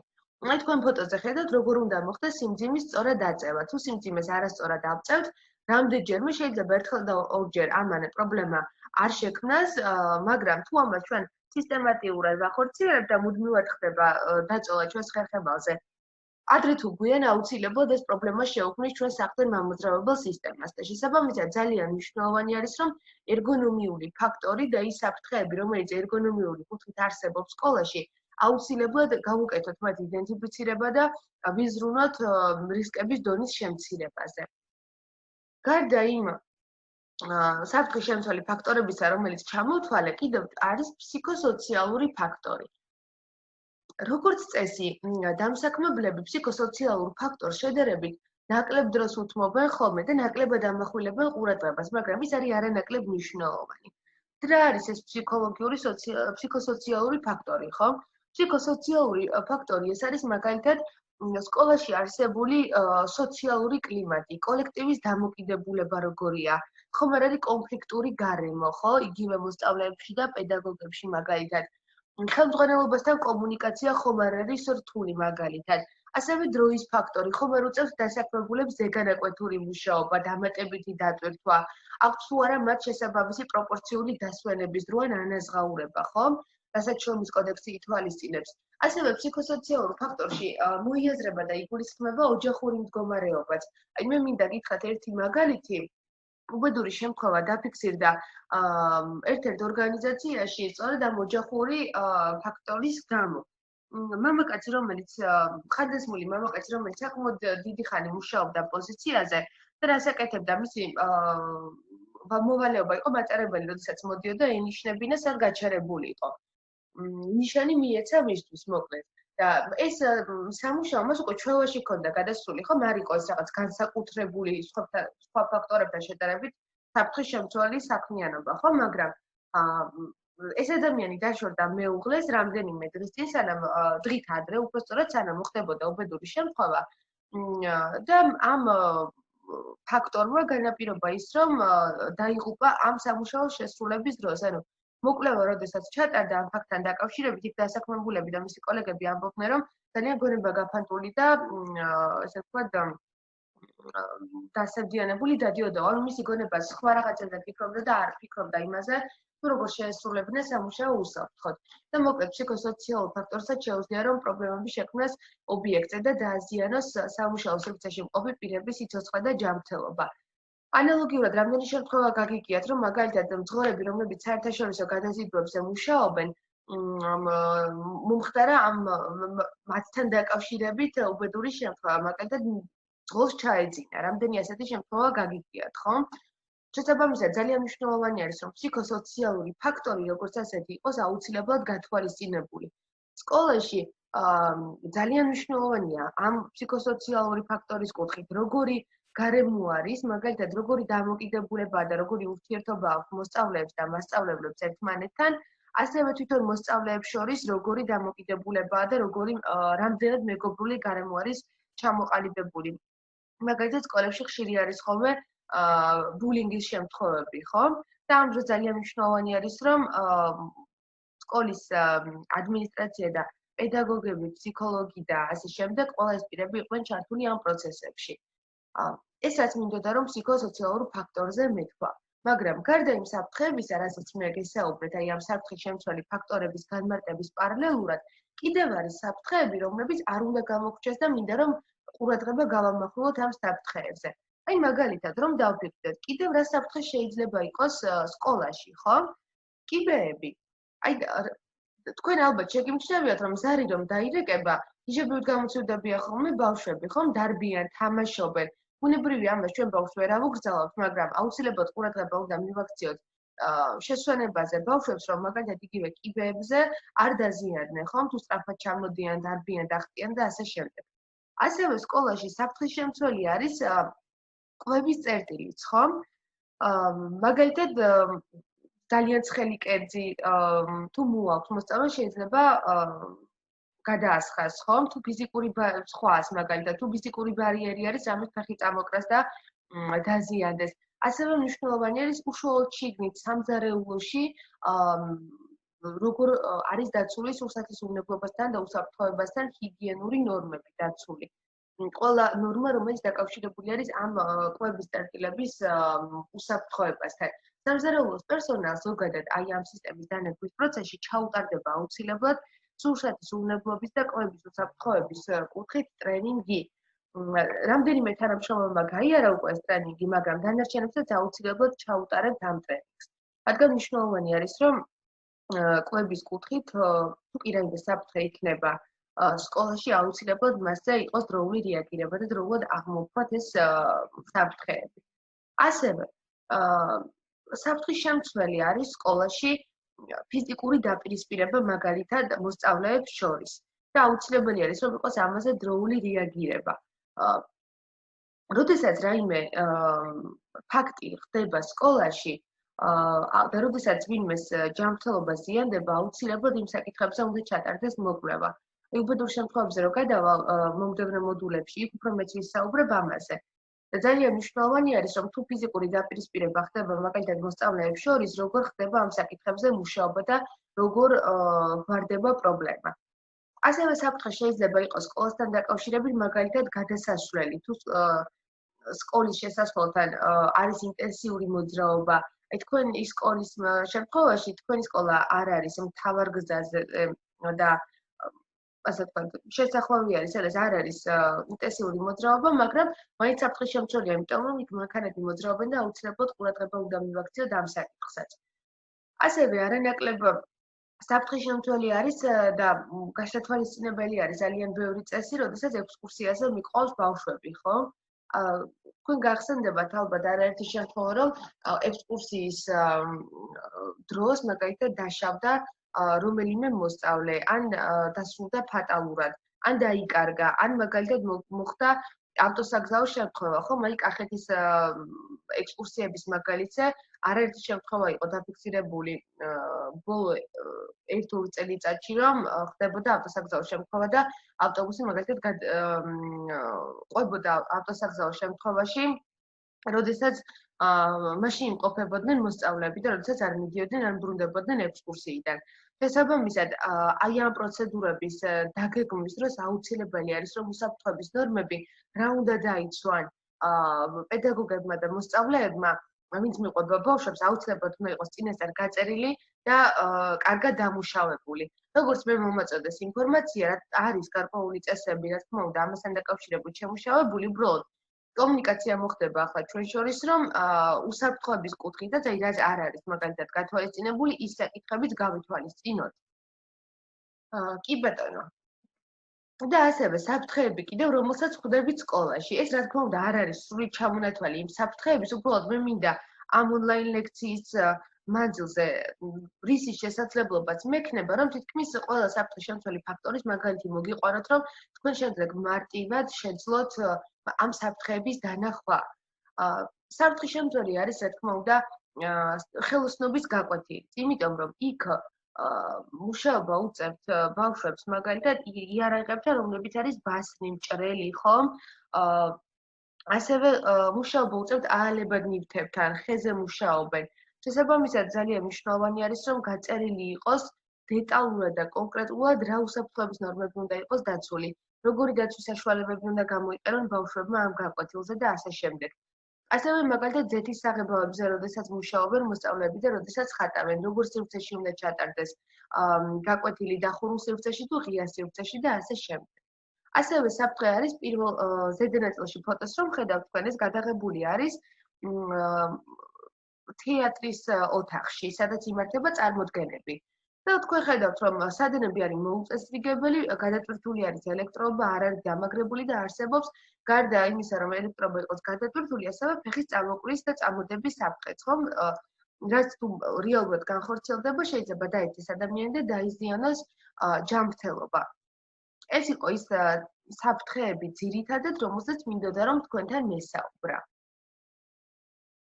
მას შემდეგ, რაც ჩვენ ვისაუბრეთ იმაზე, თუ რა არის საფრთხეები და როგორ უნდა აღმოვაჩინოთ საფრთხეები, ახლა უნდა ვისაუბროთ უკვე იმაზე, თუ რა არის რისკი, როგორ ხდება რისკების შეფასება და როგორ უნდა განვახორციელოთ ჩვენს რისკის რეიტინგის გამოთვლა. თავდაპირველად მოდით განმარტოთ თუ რა არის რისკი. კანონის მიხედვით, რომელსაც ორგანული კანონი განმარტავს, რისკი ეს არის საწარმოო გარემოსა და სამუშაო პროცესის ფაქტორების გავლენით, დასაქმებულის ან სხვა პირის ჯანმრთელობისთვის ზიანის მიყენების, ან მისთვის სხვაგვარი ზიანის მიყენების ალბათობის ხარისხი, შესაბამისი შედეგის სიმძიმის ხარისხის გათვალისწინებით. კანონში ცოტა რთულად არის ჩანაწერი. მომდევნო სლაიდზე, როდესაც რისკის მატრიცაზე გესაუბრებით, იქ უფრო კარგად დავინახავთ თუ ალბათობის ხარისხი და სიმძიმის ხარისხი რისთვის გვჭირდება ჩვენ რომ გამოვიყენოთ რისკების შეფასებაში ზოგადად. მარტივად რო განმარტოთ, რისკი ეს არის ფაქტობრივად შედეგი, რომელიც შეიძლება დაგვიდგეს თუ ადამიანი მოვა საფრთხესთან შემხებლობაში. მაგალითად, დავაკვირდეთ ფოტოებს. ჩვენ ვამბობთ, რომ ფიზიკური ბარიერი, რომელიც შეიძლება იატაკზე იყოს, ის არის ამაღლებული, არ არის მონიშნული, მაგალითად, ვამბობთ, რომ არის საფრთხე, ხო? მაგრამ როდესაც ადამიანი ფეხს წამოკრავს უკვე და დაშავდება, ეს არის რისკი. მაგალითად, სკამი, რომელსაც ფეხი აქვს დაზიანებული, თავისთავად არის საფრთხე, თუ ის არის სამუშაო სივრცეში, მაგრამ როდესაც ადამიანი მასზე დაждდება უკვე და გადაყირავდება და წაიქცევა და დაზიანდება, ეს არის უკვე რისკი. იგივე ნივთიერება ანალოგიურად, თუ დაქცეული არის იატაკზე მაგალითად წყალი, ვამბობთ რომ არის საფრთხე, ხო? მაგრამ როდესაც უკვე ფეხი აუცურდება ადამიანს, ეს არის რისკი. ანუ რისი განხორციელებაც ჩვენ არ გვინდა რომ მოხდეს. ანუ მარტივად რომ ვთქვა, აი ავიღოთ სკოლის მაგალითი. ბიბლიოთეკაში გახსოვთ ფიზიკურ ფაქტორებს რომ განვარტავდით, იქ თქვით რომ არის ბარიერი ფიზიკური, ხომ და ფიზიკური საფრთხე. მაგრამ როდესაც ადამიანი ფეხს წამოკრავს უკვე, ეს არის რისკი. ახლა ნახოთ როგორ გამოვიყენოთ უნდა ჩვენ ალბათობის და სიმძიმის ხარისხი და რაში გვჭირდება კონკრეტულად. ჩვენ გვეუბნება ორგანული კანონი რომ უნდა განხორციელდეს რისკის შეფასება. და როგორ ხდება, ხო, საინტერესოა, ჩვენ გვჭირდება მაჩვენებელი კონკრეტული რიცხობრივი, რომ ვთქვათ, აი რისკი რო შევაფასეთ, რა არის ჩვენი რისკის დონე. სხვა შემთხვევაში არ იქნებოდა ობიექტური, ხო? და გაგვიჭირდებოდა. ამიტომ იმისთვის, რომ ეს პროცესი იყოს უფრო მარტივი, ჩვენ გვაქვს რისკის მატრიცა, რომელსაც ვიყენებთ თითოეული საფრთხის შემთხვევაში, რომ შევაფასოთ, როგორი არის რისკი. აი მაგალითად, ავიღოთ ერთი კონკრეტული შემთხვევა და შევეცადოთ, რომ მასზე გამოვიყვანოთ რისკის რეიტინგი და დავინახოთ, როგორი არის ამ მატრიცის მუშაობის პრინციპი. ერთ მხარეს ჩვენ გვაქვს ალბათობა და ალბათობის სხვადასხვა ხარისხები, ძალიან დაბალი, საშუალო, მაღალი და ძალიან მაღალი. თითოეულ ამ შეფასებას ხარისხს შეესაბამება თავისი რიცხვი, მაგალითად ძალიან მაღალი 5-ია, მაღალს შეესაბამება 4, ძალიან დაბალს 1. ასევე გვაქვს სიმძიმის ხარისხიც, ხომ? ანუ როგორ შეიძლება ადამიანი დაგვიშავდეს. უმნიშვნელოდ შეიძლება დაზიანდეს, დაბალი შეიძლება იყოს დაზიანების ხარისხი, მაღალი, მიუღებელი თუ როგორი. აი მიუღებელი ხუთს შეესაბამება და მაგალითად მიუღებელი ნიშნავს იმას, რომ ადამიანი შეიძლება დაგვეღუპოს კიდევაც თუ რომელიმე კონკრეტულ შემთხვევაზე ვიტყვით, რომ მაგალითად სიმძიმის ხარისხი 5-ია. მე დეტალურად აღარ მოვიყვანი ამ პრეზენტაციაში თითოეულის განმარტება და დარწმუნებული ვარ, რომ აი ლოგიკურად ახლა მაგალითს რომ მოვიყვან, თქვენ მიხვდებით უკვე როგორ მუშაობს ეს რისკის მატრიცა. ავიღოთ ესეთი შემთხვევა, მაგალითად სახლის ოსტატმა სახურავზე უნდა განახორციელოს რაღაც სამუშაო, მაგალითად შეაკეთოს, დაზიანდა და შესაკეთებელია და სახლის ოსტატს ვავალებთ ამ სამუშაოს შესრულებას. გვაქვს ასეთი გარემოებები, რომ კიბე, რომლითაც უნდა ავიდეს სახურავზე, სახლის ოსტატი არის დაზიანებული, მაგალითად საფეხური არის დაზიანებული, ჩატეხილი. სახლის ოსტატისთვის ჩვენ არ ჩაგვიტარებია ტრენინგი, არ ჩაგვიტარებია ინსტრუქტაჟი, როგორ უნდა ავიდეს უსაფრთხოდ სახურავზე, ისე რომ არ დაზიანდეს და არ მიგვიწია ჯერ მისთვის არანაირი ინდივიდუალური თუ კოლექტიური დაცვის საშუალება, რომ დაიცვას მისი სიცოცხლე და ჯანმრთელობა. ასეთ შემთხვევაში ალბათობა იმის, რომ სახლის ოსტატი დაგვიზიანდეს, შეიძლება ჩვენ ვთქვათ, რომ არის მაღალი, ხომ? ან ძალიან მაღალი. და ვიტყვით, რომ ალბათობა არის 4, მაგალითისთვის. ახლა დავფიქრდეთ სიმძიმის ხარისხზე. მესამე სართულის სახურავზე ადის ჩვენი სახლის ოსტატი, ის გარემოებები გვახსოვს ისევ, რაც დასაწყისში ვთქვით, როგორი იქნება სიმძიმე, თუ მაგალითად არც ტრენინგი ჩაგვიტარებია, თუ კიბე, რომლითაც ოსტატი ადის სახურავზე არის დაზიანებული, თუ მისთვის არანაირი დაცვის საშუალება არ გადაგვიცია, სიმძიმის ხარისხი ის რომ ჩამოგვივარდეს დაბლა, შეიძლება იყოს მაგალითად ასევე მაღალი, ხომ? ან მიუღებელიც. შეიძლება გარდაიცვალოს, შეიძლება მაგალითად ფეხი მოიტეხოს, ხელი მოიტეხოს, ხომ? რა თქმა უნდა, გააჩნია ყველა სხვა გარემოებას, მაგრამ მოდი ვთქვათ, რომ ამ შემთხვევაში არის მაღალი ჩვენი სიმძიმის ხარისხის და რომ ჩამოგვივარდება 3-დან 40 დღემდე მას მოუწევს ან სამედიცინო დაწესებულებაში მკურნალობა, ან სახლში გაშვება და იქ მკურნალობა. იმისთვის, რომ ჩვენ რისკის რეიტინგი გამოვიყვანოთ, ორივე მაჩვენებელი უნდა გადავამრავლოთ ერთმანეთზე. მაღალი ალბათობა შეესაბამებოდა 4 სიმძიმეს ხარისხით. მაღალი ვთქვით, რომ არისო და ესეც იყო 4 და რისკის რეიტინგი გამოდის 16. აი თუ დააკვირდებით ამ გრაფების კვეთა, სადაც არის, იქ არის ზუსტად ეს ჩვენი 16. და შეესაბამება სტაფილოსფერ ფერს. აი მაგალითად, ახლა სხვა მაგალითი ავიღოთ კიდევ. ელექტროსამუშაოების საწარმოებლად ჩვენ ვუშვებთ სამუშაო სივრცეში პირს, რომელსაც არ აქვს შესაბამისი დაშვების ფორმა, ნებართვა. თუ ვენდობით მხოლოდ მაგალითად ამ ადამიანის გამოცდილებას და სიტყვას, მაგრამ არ გვექნება საბუთი. ხო შეიძლება რომ საერთოდ არ ქონდეს მას კვალიფიკაციის დამადასტურებელი დოკუმენტი და ისე შევუშვათ სამუშაო სივრცეში. რა თქმა უნდა, ეს საფრთხე არის და ალბათობა შეიძლება იყოს ძალიან მაღალი, რომ დაგვიშავდეს, ხომ? და შეიძლება სიმძიმეც მაგალითად მიუღებელი დადგეს. შეიძლება დენმა დაარტყას, ხო, ელექტროშოკი მიიღოს და ფატალური შედეგი დადგეს. თუ 5 და 5-ია ჩვენი ალბათობა და სიმძიმე, მაშინ რისკის რეიტინგი უკვე 25 გამოგვდის და ხვდებით წითელ ფერში უკვე. მე მგონი დავინახეთ, ხომ, როგორ ხდება რისკის რეიტინგის გამოცვლა, ანუ ალბათობის მაჩვენებელს და სიმძიმის ხარისხის მაჩვენებელს ვამრავლებთ ერთმანეთზე და რასაც ვიღებთ, ის არის ჩვენი რისკის რეიტინგი. რაც შეეხება ფერებს, რომელსაც თქვენ ხედავთ მატრიცაზე, ფერები შეესაბამება რისკის დონეებს. მაგალითად, 25 და 20 ეს არის წითელი ფერი. წითელი ფერი რას ნიშნავს? აქ როდის ხვდებით ჩვენ? ხვდებით მაშინ, როდესაც ალბათობა არის ძალიან მაღალი ან მაღალი იმის, რომ ადამიანი დაგვეღუპოს ან ძალიან მძიმედ დაგვიშავდეს. ასეთ შემთხვევაში სამუშაო აუცილებლად უნდა გაჩერდეს.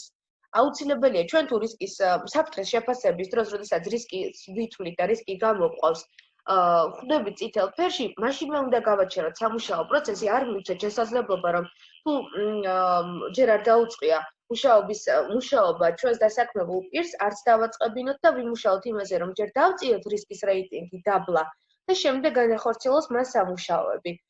რაც უფრო ქვემოთ ჩამოვდივართ, რა თქმა უნდა, უფრო მისაღები არის ჩვენი რისკის რეიტინგი. მაგალითად, თუ მწვანე ფერში მოვხვდებით, შეიძლება საერთოდ აღარ გავატაროთ დამატებითი პრევენციული ღონისძიებები და ვთქვათ, რომ რისკის რეიტინგი, რაც მივიღეთ, მისაღები არის და აღარ საჭიროებს დამატებით ჩარევას.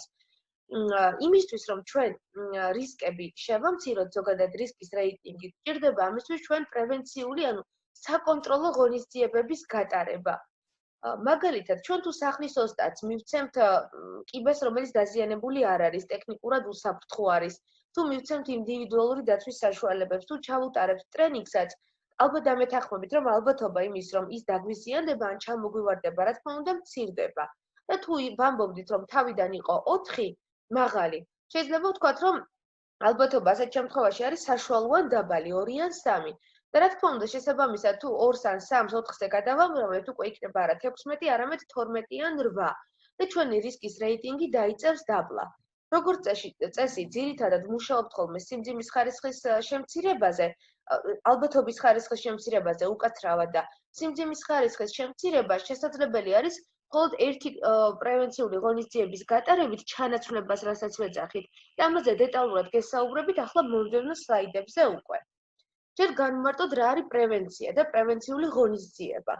პრევენცია ორგანული კანონის მიხედვით არის იმ ღონისძიებების და პროცედურების სისტემა, რომლებსაც ახორციელებს დამსაქმებელი ან რომელთა განხორციელებას დაგეგმილი აქვს დამსაქმებელს საქმიანობის ყველა მიმართულებით პროფესიული რისკების, სამუშაო სივრცეში უბედური შემთხვევების, პროფესიული დაავადებების ან შრომითი საქმიანობის გამო ჯანმრთელობის სხვაგვარი ზიანის მიყენების თავიდან ასაცილებლად ან ამგვარი ზიანის შესამცირებლად.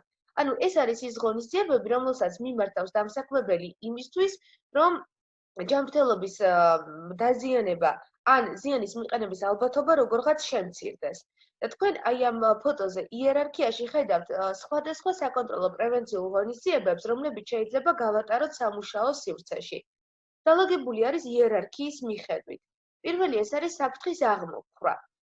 საფრთხის აღმოფხვრის შემდეგ მოდის საფრთხის ჩანაცვლება. შემდეგ მოდის საინჟინრო გადაწყვეტა, რომელსაც ჩვენ კოლექტიური დაცვის საშუალებასაც ვეძახით ხოლმე, შემდეგ მოდის ადმინისტრაციული გადაწყვეტა და ბოლოს ინდივიდუალური დაცვის საშუალებები. მე მინდა გავიარო ახლა თითოეული საკონტროლო ღონისძიება სათითაოდ, განმარტოთ რას ნიშნავს და მოვიყვანოთ მაგალითები სკოლაში რა შეიძლება მაგალითად პრევენციული ღონისძიებები გავატაროთ. პირველი ეს იყო საფრთხის აღმოფხვრა და იერარქიულად პირველ საფეხურზე არის იმიტომ, რომ ყველაზე მეტად ეფექტურია, თუ მას გამოვიყენებთ. მაგალითად, წყალი, რომელიც დაქცეული არის იატაკზე, ჩვენ თუ მას მოვწმენთ და საერთოდ აღარ იქნება წყალი, ნიშნავს იმას, რომ საფრთხე საერთოდ აღარ გვაქვს. ანუ საფრთხე ამით აღმოვხვევით ჩვენ. ან მოვიცილეთ, ავიცილეთ საერთოდ და შესაბამისად, რა თქმა უნდა, თუ საფრთხე აღარ გვაქვს, რისკიც აღარ არსებობს და ყველაზე მეტად ეფექტური ღონისძიებაა. აი მაგალითად, პირველ ფოტოზე თქვენ ხედავთ ბოლის დეტექტირების სისტემას, ხანძრის ბოლის დეტექტირების სისტემას. ამ დეტექტირების სისტემას რამდენიმე ოთახში მოსახსნელი ქონდა დამცავი, აი სტაფილოსფერი, რასაც ხედავთ. და თუ ჩვენ ამ სტაფილოსფერს არ მოვხსნით, კვამლი რომ იყოს სამუშაო სივრცეში, დეტექტირების სისტემა კვამს ვერ აღიქვამს და ვერ გააქტიურდება. შესაბამისად, ძალიან დიდი დრო დაგვეკარგება, სანამ აღმოვაჩენთ, რომ იმ კონკრეტულ წერტილში არის მაგალითად ხანძრის კერა. მაგრამ ჩვენ თუ ამ სტაფილოსფერ დამცავს მოვხსნით, ხო ნიშნავს იმას, რომ საფრთხე აღარ გვაქვს უკვე. სისტემაც გამართულად იმუშავებს, საფრთხეც აღმოვხვერით და ეფექტურად მართეთ ჩვენი რისკები, ხო? შესაბამისად, ეს არის საფრთხის აღმოფხვრის როგორც საკონტროლო პრევენციული ღონისძიების ერთ-ერთი მაგალითი. ასევე ახლა შევხედოთ მეორე ფოტოს. ეს არის დერეფანი პირველ სართულზე და თქვენ იცით, რომ გზა, რომელიც გადის და მიდის საევაკუაციო გასასვლელამდე, ეს არის საევაკუაციო გზა. და გახსოვთ ალბათ საფრთხეების განმარტება რომ დავიწყეთ, იქ აღნიშნე, რომ აუცილებელი არის, რომ საევაკუაციო გზა და საევაკუაციო გასასვლელები ზოგადად იყოს თავისუფალი. შესწავლის ვიზიტზე როცა ვიმყოფებოდით, მაშინ მიმდინარეობდა ელექტროსამონტაჟო სამუშაოები, ელექტროობა იცვლებოდა სკოლაში და აი ამ კონკრეტულ წერტილში იყო სხვადასხვა ნივთები დალაგებული. შესაბამისად, ეს ნივთები ავიწროვებს საევაკუაციო გზას, შეიძლება ფეხი წამოკრას ვინმე ევაკუაციის დროს და ევაკუაციის დროს მოგეხსენებათ, რომ ნელა არ გადაადგილდებიან, ხო, ადამიანები ევაკუაცია უნდა განხორციელდეს სწრაფად და სწრაფად მიემართებიან ადამიანების საევაკუაციო გასასვლელისკენ. შესაბამისად, არის იმის ალბათობა, რომ ამ ნივთებმა საფრთხე შეუქმნას რომელიმე დასაქმებულის ჯანმრთელობას, ხო? ამიტომ მივმართეთ აღმოფხვის საკონტროლო ღონისძიებას, საერთოდ მოვაშორეთ ეს ნივთები და დღეს თქვენ რომ შეხვალთ სკოლაში, ვეღარ ნახავთ, რომ საევაკუაციო გზაზე ამ კონკრეტულ წერტილში დასაწყობებული იყოს რაიმე საგნები და ნივთები. და სწორედ ეს არის მიზანი და მიზეზი იმის, რომ აღმოფხვრა საფრთხის არის ყველაზე მეტად ეფექტური საკონტროლო ღონისძიება. ჩვენ თუ ამას მივმართავთ, ფაქტობრივად საფრთხეს საერთოდ ვიშორებთ და აღარ გვაქვს რეალურად სამუშაო სივრცეში. მაგრამ ყველა შემთხვევაში ჩვენ არ შეგვიძლია რომ საფრთხე აღმოვხვრათ, ხო? აი მაგალითად, ვამბობთ, რომ ქიმიური საშუალებები, რომლებსაც ვიყენებთ მუშაობის პროცესში, არის საფრთხე, მაგრამ ვერ მოვიშორებთ ხო ამ ნივთიერებებს, ჩვენ გვჭირდება რაიმე საშუალება, რომლითაც სამუშაო სივრცეს დავასუფთავებთ. და ვისაუბროთ ახლა მომდევნო იერარქიულად მდგომ საკონტროლო ღონისძიებაზე, რომელსაც ვუწოდებთ ჩვენ ჩანაცვლებას. დასაწყისში ჩვენ შეიძლება მუშაობდით დასუფთავების იმ საშუალებით, რომელიც იყო ტოქსიკური, მაგალითად კოროზიული, რომელიც კანზე მოხვედრის შემთხვევაში იწვევდა დამწვრობას, ალერგიას და ასე შემდეგ. მაგრამ იმისთვის, რომ რისკის დონე შეგვემცირებინა ზიანის მიყენების, ჩვენ მივმართეთ ჩანაცვლების ღონისძიებას და ვიყიდეთ ისეთი დასუფთავების საშუალება, რომელიც არის ბიოლოგიურად უსაფრთხო. არ არის ტოქსიკური, არ არის მომწამლავი და არ წარმოადგენს საფრთხეს მისი გამოყენების შემთხვევაში. ეს არის ჩანაცვლების ღონისძიება. და თქვენ დამეთანხმებით ალბათ, რომ ჩვენ თუ გამოვიყენებთ ბიოლოგიურად უსაფრთხო საშუალებას, ზიანის მიყენების ალბათობაც და სიმძიმეც შეგვიმცირდება. ალბათობასაც დაბლა დავწევთ და სიმძიმესაც. ჩვენ თუ ბიოლოგიურად უსაფრთხო ნივთიერება მოგვხვდება კანზე, მაგალითად, დაზიანების ხარისხი, ალერგიის გამომწვევი, ასე ვთქვათ, შედეგი იქნება უფრო მეტად ნაკლები. მაგალითად, კიდევ ერთი შემთხვევა განვიხილოთ ჩანაცვლებასთან დაკავშირებით, ვღებავთ სკოლის კედლებს, მაგალითად, საღებავით, რომელიც არის ტოქსიკური. და ჩავანაცვლეთ, ჩვენ გამოვყავით ფინანსები და ვიყიდეთ ბიოლოგიურად უსაფრთხო საღებავი, რომელიც არის წყალზე დამზადებული. ასეთ შემთხვევაში რისკის ზემოქმედება პირზე, რომელიც უშუალოდ ღებავს კედლებს, იქნება რა თქმა უნდა ნაკლები და უფრო ნაკლები ზიანი მიადგება მის სიცოცხლეს და ჯანმრთელობას. შემდეგი, ასე ვთქვათ, იერარქიულად აღმოფხვრის შემდეგ მოდის ჩანაცვლება. აღმოფხრასთან შედარებით, რა თქმა უნდა, ცოტა მეტად ნაკლებად ეფექტურია, მაგრამ იერარქიულად მეორე ადგილზე დგას და ასევე მისი გამოყენებაც არის რეკომენდირებული, თუ საერთოდ არ შეგვიძლია რომ საფრთხე აღმოვხვრათ. მესამე საფეხურზე ეს არის უკვე საკონტროლო ღონისძიება, რომელსაც უწოდებთ საინჟინრო გადაწყვეტას, კოლექტიურ დაცვას, რასაც ვეძახით და ასე დრო ჩვენ ვამბობთ ხოლმე, რომ თუ ჩვენ ვატარებთ საინჟინრო გადაწყვეტილებას და კოლექტიურ დაცვის საშუალებებს მივმართავთ, საფრთხეს ვუკეთებთ იზოლირებას. აი მაგალითად, თქვენ სამუშაო სივრცეში შეიცვალა ელექტროფარები, ხო, ძველი რაც იყო გამოიცვალა, ახალი მოწყობილობები დამონტაჟდა და ახალ დამცავ ფარში ჩაჯდა. როდესაც ჩვენ ასეთ დამცავ ფარში ვათავსებთ საფრთხეს, ელექტროსაფრთხეს ამ კონკრეტული მაგალითის შემთხვევაში, უკვე ალბათობა მცირდება, რომ შეიძლება მას ვინმე შეეხოს, ხო? ასევე საინჟინრო გადაწყვეტა არის ისიც, რომ კვების წერტილში ჩვენ რომ გვაქვს ამ ფარების ოთახი, ხელმარცხნივ, როდესაც შედიხართ სასადილოში, ეს კარი არის დაკეტილი. და კოლექტიური დაცვის საშუალებაა სწორედ ზუსტად ის, რომ საფრთხე არის იზოლირებული ამგვარად და მასში ვერ შევა პირი, რომელიც არ არის კვალიფიციური და რომელსაც არ აქვს შესაბამისი დაშვება. ეს არის საინჟინრო გადაწყვეტა. აი მაგალითად, შრომის ორგანიზებაზე რომ ვსაუბრობთ, მახსენეთ, მაგალითად, ერთ სივრცეში დასაწყობებული გვაქვს წნევაზე მომუშავე ჭურჭელი და ასევე გასაკეთებელი გვაქვს და ჩასატარებელი გვაქვს ჩვენ შედუღების სამუშაოები, რომელიც არის ნაპერწკალ საშიში. ჩვენ თუ გადავტიხრავთ სამუშაო სივრცეს, უკვე ნიშნავს, რომ საინჟინრო გადაწყვეტილებას მივმართეთ და სხვადასხვა ოთახში მოვათავსეთ საფრთხეები და რა თქმა უნდა, უკვე ალბათობა მცირდება, რომ რაიმე მოხდება, ხო? საინჟინრო გადაწყვეტაც არის დანარჩენ ორ ადმინისტრაციულ გადაწყვეტასთან და ინდივიდუალურ გადაწყვეტასთან შედარებით უფრო მეტად ეფექტური. თუმცა რა თქმა უნდა ძვირი არის. იგივე ჩანაცვლების შემთხვევაშიც ბიოლოგიურად უსაფრთხო ნივთიერების შეძენა, საღებავის თუ სხვა სადეზინფექციო საშუალების იქნება უფრო მეტად ფინანსებთან დაკავშირებული, იგივე საინჟინრო გადაწყვეტილებების გატარება, ხო? მაგალითად, ბიბლიოთეკაში ჩვენ რომ ბარიერი ისე მოვაწყოთ იქ და ისე გავუკეთოთ მოდიფიცირება, რომ საერთოდ აღარ წარმოადგენდეს ფეხის წამოკვლის საფრთხეს, ამის ალბათობა აღარ იყოს.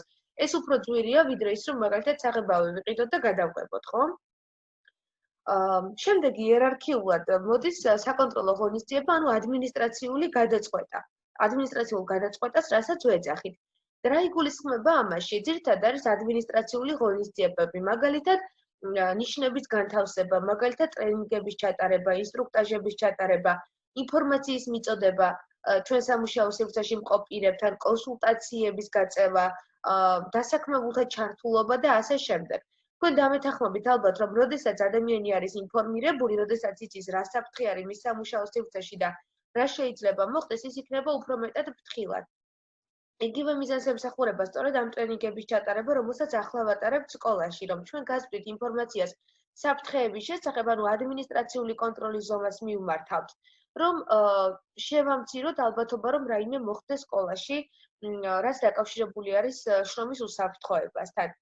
ადმინისტრაციული გადაწყვეტა არის ნიშნები, მაგალითად, როდესაც ჩვენ ვანთავსებთ ნიშანს, რომ მოწევა აკრძალულია, რომ ალკოჰოლის მოხმარება, მაგალითად, სკოლის სივრცეში აკრძალულია, რომ არის ოთახები, სადაც უცხო პირები არ უნდა შევიდნენ და ასე შემდეგ. ეს არის ადმინისტრაციული კონტროლის ღონისძიებები. და საფეხურებრივად და იერარქიულად ყველაზე ბოლოს ჩვენ გვაქვს უკვე ინდივიდუალური დაცვის საშუალებების გამოყენება. ინდივიდუალური დაცვის საშუალებები არის ყველაზე ნაკლებად ეფექტური, მაგრამ ყველაზე იაფი ყველა იმ ღონისძიებასთან შედარებით, რაც ჩამოვთვალეთ. ინდივიდუალური დაცვის შეძენა, ხელთათმანის ყიდვა, პირბაძის ყიდვა და ჩაფხუტის ყიდვა, მაგალითად, უფრო მეტად იაფია, ვიდრე ის, რომ ოთახი გადავტიხრო, ტრენინგები ჩავატარო, სპეციალისტი მოვიწვიო და ასე შემდეგ. როგორც წესი, ჩვენ მიმართავთ ხოლმე რამდენიმე საკონტროლო ღონისძიებას ერთად და ეს არის უფრო მეტად ეფექტური.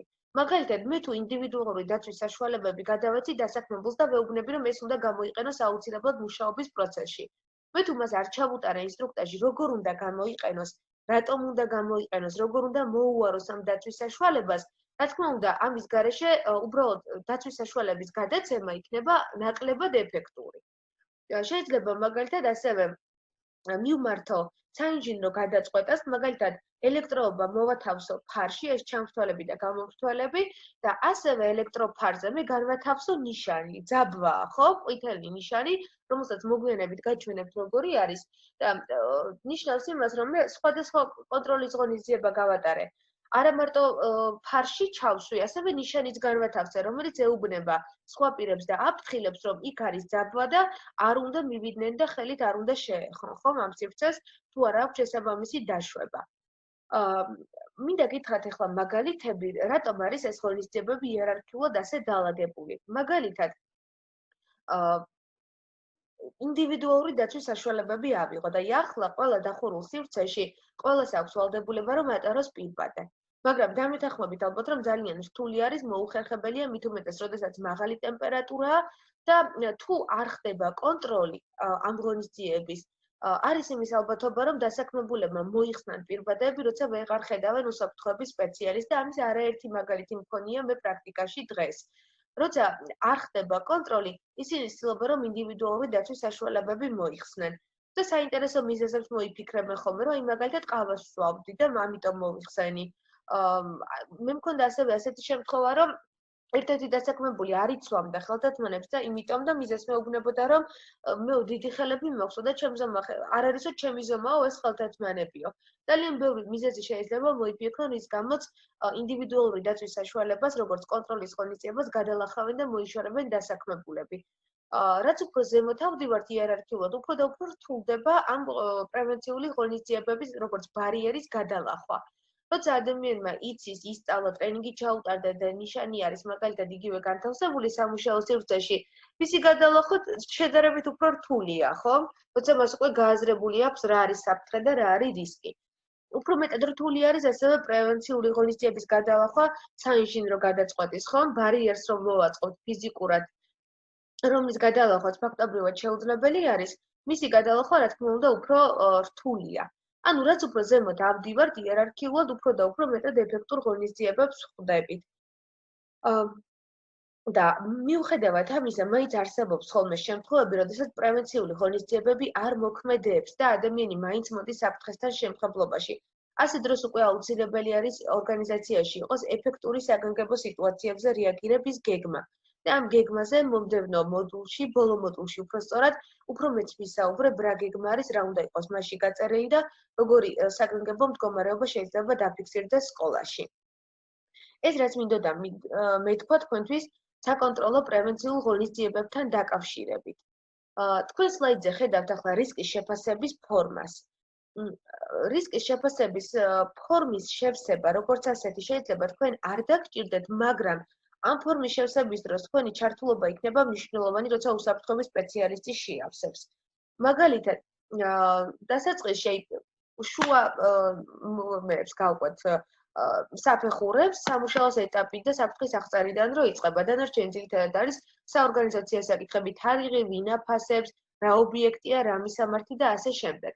წერთ შემდეგ, საფრთხე რა არის კონკრეტულად, მაგალითად გადატვირთული ელექტროობა, ფიზიკური ბარიერი, დაზიანებული კიბე, ასევე საფრთხე შეიძლება იყოს დაქცეული ნივთიერება და ასე შემდეგ. შემდეგ უნდა გაიწეროს აუცილებლად ვინ შეიძლება დაშავდეს და როგორ შეიძლება დაშავდეს და არსებული კონტროლის ზონა გვაქვს თუ არა რაიმე თავიდან. როდესაც მაგალითად სულ პირველად აღმოვაჩენთ საფრთხეს. ვაფასებთ რისკის რეიტინგი როგორია, განსაზღვრავთ ალბათობა და სიმძიმე როგორია, რომ ადამიანი დაგუშავდეს და როგორ შეიძლება დაგუშავდეს და გამოგყავს რისკის რეიტინგი მატრიცის დახმარებით. როდესაც მივიღებთ ჩვენ რისკის რეიტინგს, ამის შემდეგ ვფიქრობთ უკვე პრევენციული კონტროლის ღონისძიება, რომელიც შეიძლება გავატარო, რა შეიძლება გავაკეთო მე ისეთი, რომ რისკის რეიტინგი როგორღაც დავწიო დაბლა. და თუ არ სტაფილოსფერ ფერში მაგალითად მატრიცაზე ჩამოვიდა ყვითელ ფერში ან ჩამოვიდა მწვანე ფერში. აი დამატებითი კონტროლის ზომების შემუშავების დროს ასევე არანაკლებ მნიშვნელოვანი არის დასაქმებული პირების ჩართულობა. განსაკუთრებით იმ საფრთხეებზე რისკების შეფასების გაკეთების დროს, რომლებიც კონკრეტულად მათ სამუშაო სპეციფიკასთან არის დაკავშირებული. როდესაც ჩვენ განსაზღვრავთ უკვე დამატებით კონტროლის სახით რა შეიძლება გატარდეს, უკვე თავიდან გამოყავს რისკის რეიტინგი.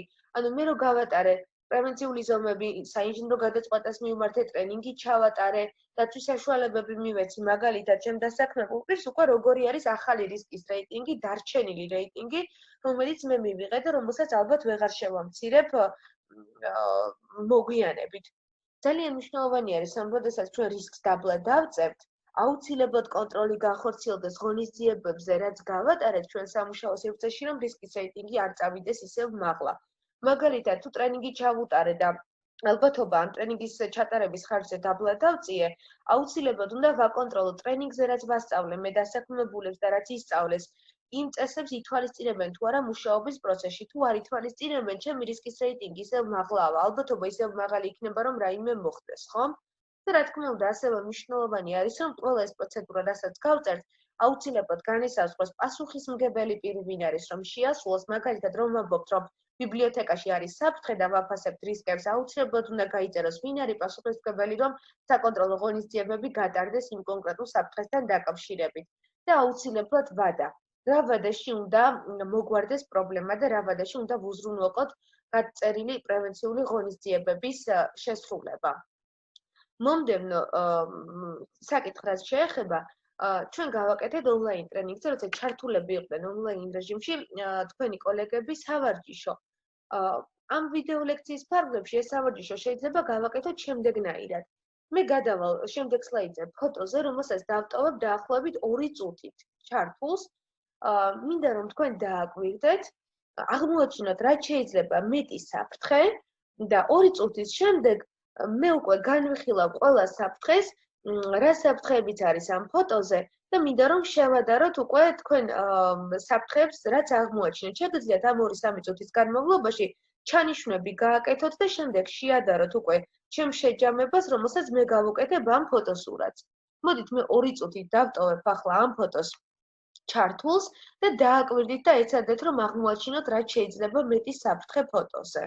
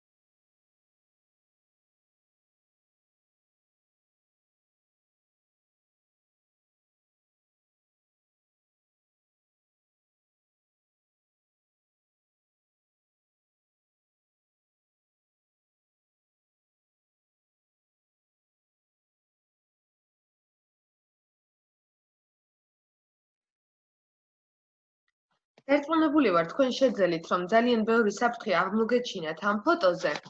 ახლა მინდა სათითაოდ გესაუბროთ იმ საფრთხეებზე, რაც არის ფოტოზე და ამის შეადარებთ თქვენ ჩანიშვნებს. პირველი მაგალითად საფრთხე ზედა მარცხენა კუთხეში ეს არის ცეცხლმაგრი, ხომ, რომელიც გამოიყენეს კარის დასამაგრებლად.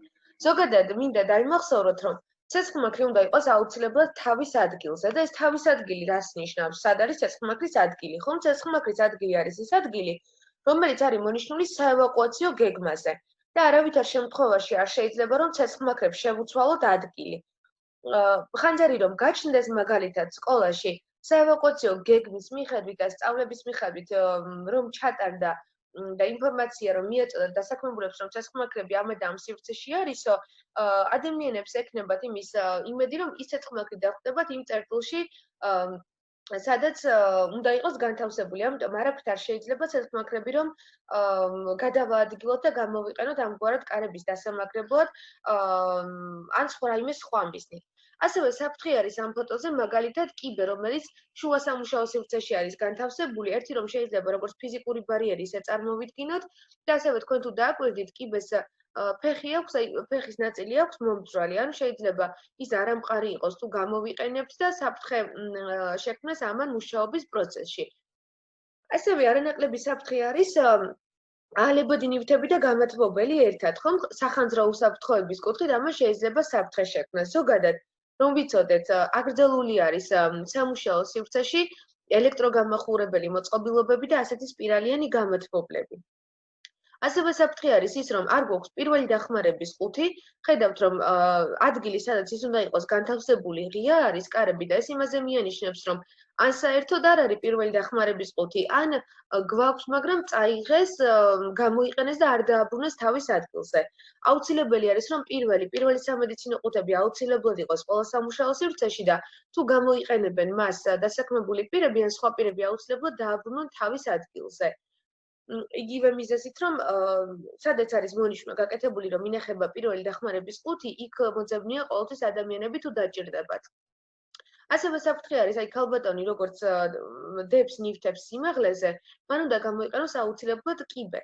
ხომ? ანუ ეს არ ნიშნავს იმას, რომ ჩვენ მაღლა თაროები არ უნდა გქონდეს და ნივთებს არ უნდა ვათავსებდეთ, მაგრამ ასეთ შემთხვევაში აუცილებლად უნდა გამოვიყენოთ პატარა კიბე.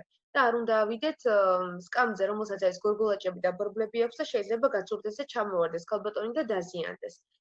ასევე საფრთხე არის, რა თქმა უნდა, ელექტროობაც, გადატვირთული ელექტროობა ერთ შესაერთებაში არის მეგონი 5 თუ 6 მოწყობილობა ჩართული. და სადენები, რომლებიც არის დაუმაგრებელი არა მარტო ამ ჩამრთველთან, არამედ მთლიანად ოთახში, ხომ? სადენები იმგვარად არის გაყვანილი, რომ არ არის დამაგრებული და არსებობს ალბათობა, რომ ფეხი წამოკრას მას ვინმე. ასევე პრობლემა გვაქვს, რომ ჩახერგილი არის საევაკუაციო გასასვლელი fire exit, რასაც აწერია და ჩვენ უკვე ვისაუბრეთ იმაზე, რომ ჩახერგილი საევაკუაციო გასასვლელი რა საფრთხეა ზოგადად სამუშაო სივრცეში, ასევე საფრთხე არის ტვირთის არასწორი აწევა, ხომ? ნახეთ როგორ წევს ეს ათვალიანი ჩვენი დასაქმებული მამაკაცი ტვირთს სიმძიმეს. აუცილებლად დაუზიანდება მას ხერხემალი თუ ასე მუშაობს მუდმივად. ასევე საფრთხე არის ის, რომ ბაინდერები, რომელიც ჩვენს კოლეგას მიაქვს ერთი ადგილიდან მეორეზე, იმდენი აქვს ხელში აღებული, რომ ვერ ხედავს მის წინ რა ხდება და ხედავთ, რომ შეიძლება ფეხი წამოკრას სადენს. ასევე პრობლემა არის დაზიანებული იატაკი, უჯრები, რომლებიც არის გამოწეული, რასაც შეიძლება ადამიანმა ფეხი წამოკრას, ფეხი გადაუბრუნდეს და დაზიანდეს. ასევე ნარჩენებიც, ხო? ზოგადად ნარჩენების დროული გატანა არის აუცილებელი. ბიოლოგიური საფრთხის შემცველი ფაქტორი არის, იმიტომ რომ ნახეთ ნაგუსუნესთან თქვენ თუ დააკვირდით, მღრღნელები არიან, თავს ხედავთ და იგივე პირველი დახმარების ყუთთან არის მწერიც, ხომ? მწერები და მღრღნელები ზოგადად ცხოველები არიან ინფექციების გადამტანები და ბიოლოგიური თვალსაზრისით საფრთხეს წარმოადგენენ ისინი და განსაკუთრებით კიდევ სკოლაში. ამიტომ დროულად უნდა მოხდეს ნარჩენების გატანა და ამ საკითხების მართვა, რომ არ გაჩნდნენ ესეთი არსებები ჩვენს სამუშაო სივრცეში. ჩაიდანი იგივე მაგალითად ხო, რომელიც ელექტროობასთან და ნარჩენებთან ახლოს არის, დაზიანებული სკამი, ერგონომიული სკამი, რომელიც დაზიანდა გვერდზე გადგეს, მაგრამ არ ჩაუტანიათ საწყობში და არის იმის ალბათობა, რომ ვინმე შეიძლება დაჯდეს მასზე და გადაყირავდეს და ასევე მამაკაციც მაგალითად, რომელიც წელში მოხრილი მუშაობს სამუშაო მაგიდასთან. აუცილებლად მას შეიძლება პროფესიული დაავადება განუვითარდეს გარკვეული პერიოდის შემდეგ. ზოგადად რომ შევთანხმდეთ, ამ ფოტოზე არის საკმაოდ ბევრი საფრთხე, ხო? და დარწმუნებული ვარ, რომ უმეტესობა თქვენგანმა ყველა ის საფრთხე, რომელიც მე ჩამოვთვალე ახლა, აღმოაჩინეთ თქვენ აი ამ 2-3 წუთის განმავლობაში, რომელიც მოგეცით. ეს იყო ის ძირითადი საკითხები, რომლის შესახებაც მე მინდოდა თქვენთვის ინფორმაცია მომეწოდებინა კონკრეტულად რისკის მართვის ღონისძიებებთან დაკავშირებით. ჩვენ ახლა გადავდივართ მესამე მოდულზე, რომელიც ეხება საერთო უსაფრთხოების წესებს და მესამე მოდულში ჩვენ უნდა ვისაუბროთ ისეთ საკითხებზე, როგორიც არის ინფორმაციის მიწოდება, ტრენინგები და ინსტრუქტაჟები, სავალდებულო დოკუმენტაცია, უბედური შემთხვევები და პროფესიული დაავადებები, ინსპექტირება და მესამე მოდულს ჩვენ დავასრულებთ საკითხით, რომელიც ეხება სისტემის შეფასებას და გაუმჯობესების ღონისძიებებს. ძალიან მნიშვნელოვანი არის ინფორმაციის მიწოდება, როგორც დასაწყისში აღვნიშნეთ, დასაქმებულებისთვის და სხვა პირებისთვის, რომლებიც მოხვდებიან ჩვენ სამუშაო სივრცეში. ინფორმაციის მისაწოდებლად ჩვენ შეიძლება გამოვიყენოთ სხვადასხვა გზები. მაგალითად, ასეთი საშუალებები არის შრომის უსაფრთხოების კომიტეტის შეხვედრები და უსაფრთხოების თათბირების გამართვა. რა ხდება ამ თათბირებზე? ამ დროს იკრიბებიან ადამიანები, ძირითადად იმ პოზიციაზე დასაქმებული პირები, რომლებსაც შეუძლიათ გადაწყვეტილებების მიღება უსაფრთხოების კუთხით. მაგალითად, შეიძლება ასეთი პირები იყვნენ შრომის უსაფრთხოების სპეციალისტი, საქმეთა მმართველი, ტექნიკური მენეჯერი, ბუღალტერი, იურისტი და ასე შემდეგ. არ ნიშნავს იმას, რომ ეს ჩამონათვარი არ შეიძლება შეიცვალოს, ძირითადად უსაფრთხოების თათბირებზე დამსწრე პირების საკითხი თუ ვინ უნდა დაესწროს, განისაზღვრება ყველა შემთხვევაში ინდივიდუალურად და დამოკიდებულია იმ საკითხზე, რომელიც განიხილება უსაფრთხოების თათბირზე. მაგალითად, უსაფრთხოების თათბირზე ჩვენ შეიძლება გავიტანოთ საკითხი COVID-19 როგორც ბიოლოგიური საფრთხე, წარადგინოს უსაფრთხოების სპეციალისტმა ღონისძიებები თუ რა უნდა გატარდეს უსაფრთხოების კუთხით და დამტკიცდეს ეს დოკუმენტი. მიიღოს გადაწყვეტილება საქმეთა მმართველმა, რომ მაგალითად ფინანსები გამოიყოს ამისთვის, ტექნიკურმა მენეჯერმა უზრუნველყოს, როგორ უნდა გახორციელდეს ის პროცესები, რაც აუცილებელი არის, რომ გატარდეს და ასე შემდეგ. ასევე კარგი პრაქტიკა არის, როდესაც ხდება სამუშაო სივრცეში დაფიქსირებული სხვადასხვა შემთხვევების და ინციდენტების განხილვაც. იმედი მაქვს, უბედური შემთხვევების განხილვა ჩვენ არ დაგვჭირდება და არ დაფიქსირდება ასეთი შემთხვევა ჩვენ სამუშაო სივრცეში, მაგრამ კარგი არის მაგალითად საშიში შემთხვევები რომ განვიხილოთ. რა არის საშიში შემთხვევა? საშიში შემთხვევა არის ისეთი შემთხვევა, რომლის დროსაც არ ზიანდება ადამიანის სიცოცხლე და ჯანმრთელობა, მაგრამ შეიძლება დაგვიზიანდეს მატერიალური ქონება. მაგალითად, მაღალ თაროებზე, რომლებიც მაღლა გვაქვს ჩვენ განთავსებული, იქიდან გადმოვარდა რაიმე ნივთი. თუ ჩვენ არ დავფიქრდებით, რატომ გადმოვარდა ეს ნივთები, რა იყო ამის მიზეზი, თარო იყო არამყარად დამაგრებული, ნივთები ჰქონდა არასწორად დასაწყობებული თუ რა. ჩვენ თუ ამაზე არ დავფიქრდებით, შეიძლება დღეს თუ არავის დაეცა თავში ეს ნივთი, რომელიც გადმოვარდა, თუ ამას ყურადღებას არ მივაქცევთ, ყველგაზე შეიძლება რომელიმე ადამიანს დაეცეს თავში და არასაშიში შემთხვევა ჰქონდეს უკვე და მარტო მატერიალური ზიანი დადგეს. ასევე შეიძლება უკვე ადამიანის სიცოცხლეს და ჯანმრთელობასაც მიადგეს ზიანი. ამიტომ ძალიან კარგი არის, როდესაც მომხდარი შემთხვევები და ინციდენტები განიხილება და ოფიციალურად ხდება ამაზე საუბარი და კომუნიკაცია დასაქმებულებთან და სხვა პირებთანაც. ელექტრონული წერილებიც ასევე. საინფორმაციო სტენდებზე და უსაფრთხოების მანიშნებლებზე კიდევ უფრო დეტალურად მინდა გესაუბროთ აი ამ მომდევნო სლაიდებზე. საინფორმაციო დაფა არის ძალიან კარგი გზა იმისთვის, რომ ინფორმაცია მივიტანოთ ჩვენ სხვადასხვა პირებამდე. მაგალითად, საინფორმაციო დაფაზე, რომელიც პირველ სართულზე არის გამოკვლეული, ჩვენ განვათავსებთ სხვადასხვა დოკუმენტებს, რაც შრომის უსაფრთხოებასთანაც არის დაკავშირებული. ეს შეიძლება იყოს მაგალითად პოლიტიკა. დასაწყისში რომ ვსაუბრობთ, ეს რა დოკუმენტი იყო, შრომის უსაფრთხოების და ჯანმრთელობის დაცვის პოლიტიკა. ასევე შეიძლება გამოიკრას მაგალითად უსაფრთხოების თათბირების შედეგები, ხო? რაზე შეჯერდნენ დამსწრე პირები, რა გადაწყვეტილებები მიიღეს. ასევე შეიძლება გამოიკრას საერთო უსაფრთხოების წესები, ანუ ის წესები, რაც ყველამ უნდა დაიცვას, როდესაც ჩვენ სამუშაო სივრცეში შემოდის. ასევე მაგალითად საგანგებო სიტუაციის დროს საკომუნიკაციო ნომერი რა არის, ხომ? პირველ რიგში 112-ის ნომერი, როგორც გადაუდებელი დახმარების ცხელი ხაზი და ასევე უსაფრთხოების სპეციალისტის ნომერი და სახელი და გვარი, რომ ყველასთვის იყოს ცნობილი, ვის დაუკავშირდნენ და როგორ. ასევე სხვა ნებისმიერი ინფორმაცია, რომელსაც ჩვენ ჩავთვლით საჭიროდ, რომ უნდა მივაწოდოთ ამ გზით ნებისმიერ პირს, ვინც იმყოფება ჩვენ სამუშაო სივრცეში. და მნიშვნელოვანი არის, რომ ეს თვალსაჩინოებები იმგვარად იყოს გათვლილი და განთავსებული, რომ ყურადღებას იქცევდეს. როდესაც ადამიანი შედის, რომ მან მიაქციოს ყურადღება ამ განთავსებულ ინფორმაციას, გაეცნოს მას და იცოდეს, რაც აუცილებელია. გარდა საინფორმაციო დაფისა და იმ ყველა საშუალებისა, რომელიც ჩამოვთვალეთ, ასევე ძალიან კარგი საშუალება არის ინფორმაციის მიწოდების მხრივ მანიშნებლები.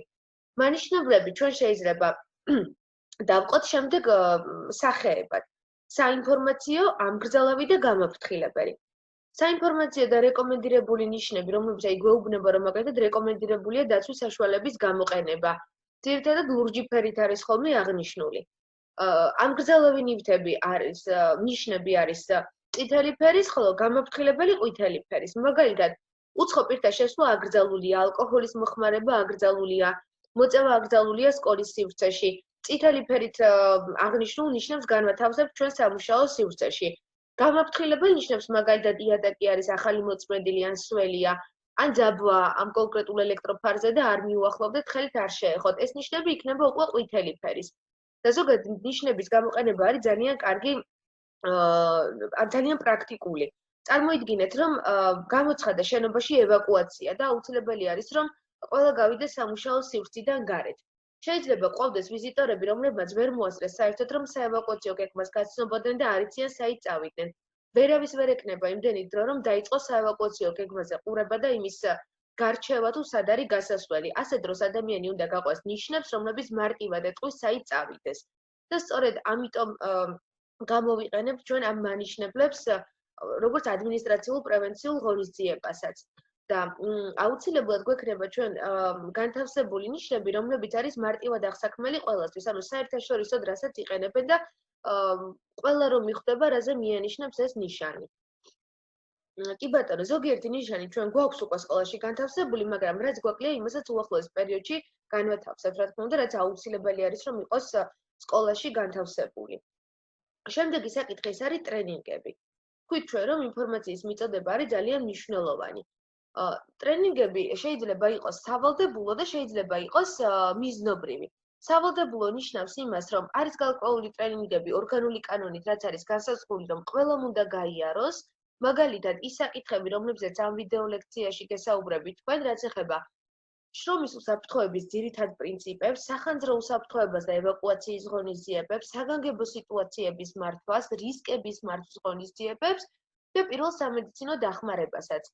მაგრამ ვინაიდან პირველი სამედიცინო დახმარება თითქმის ყველა პედაგოგს აქვს გავლილი და არის გადამზადებული, ამ საკითხზე აღარ ვისაუბრებთ ამ კონკრეტულ ვიდეო ლექციის დროს. და მიზნობრივი ტრენინგები. მიზნობრივი ტრენინგები შეიძლება ჩაუტარდეთ დასაქმებულებს მათი სამუშაო პოზიციიდან გამომდინარე. მაგალითად, როგორც აღნიშნეთ, სურსათის სუვნებლობის ტრენინგი, ხომ ჩაუტარდება დასაქმებულ პირებს, რომლებიც კონკრეტულად მუშაობენ სამზარეულოში, ხო, სამზარეულოს პერსონალს. ავიღოთ იგივე სიმაღლეზე მუშაობა. მაგალითად, სიმაღლეზე მუშაობის ტრენინგს ჩვენ ჩაუტარებთ იმ დასაქმებულ პირებს, რომლებსაც უწევთ სახურავზე ასვლა, ფანჯრების გაწმენდა, ჭერში მაგალითად გარკვეული სამუშაოების ჩატარება, ხო?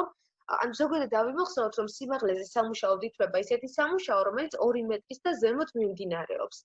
და ჩაუტარებთ მაგალითად სახლის ოსტატს, ტექნიკურ პერსონალს, ინსტრუქტორს ჩაუტარებთ ამ სიმაღლეზე მუშაობასთან დაკავშირებით, მაგალითად კონტრაქტორი ორგანიზაციის წარმომადგენელს, რომელსაც ჩვენ დავიქირავებთ, რომ რაღაც კონკრეტული სამუშაო განახორციელოს და ასე შემდეგ.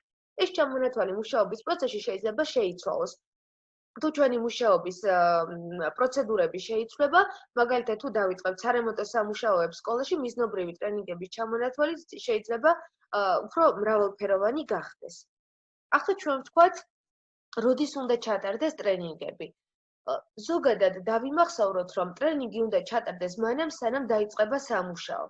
მაგრამ, როდესაც ორგანული კანონი მიიღეს, რა თქმა უნდა, არ გაჩერებულა სამუშაო პროცესები და ტრენინგები, ანუ მუშაობა ვერ გაჩერდა და ჯერ ტრენინგები ვერ ჩატარდა და მერე ვერ განხორციელდა გარკვეული სამუშაოები და პარალელურ რეჟიმში წავიდა ეს პროცესები, როგორც ახლა ხდება სკოლაში მაგალითად.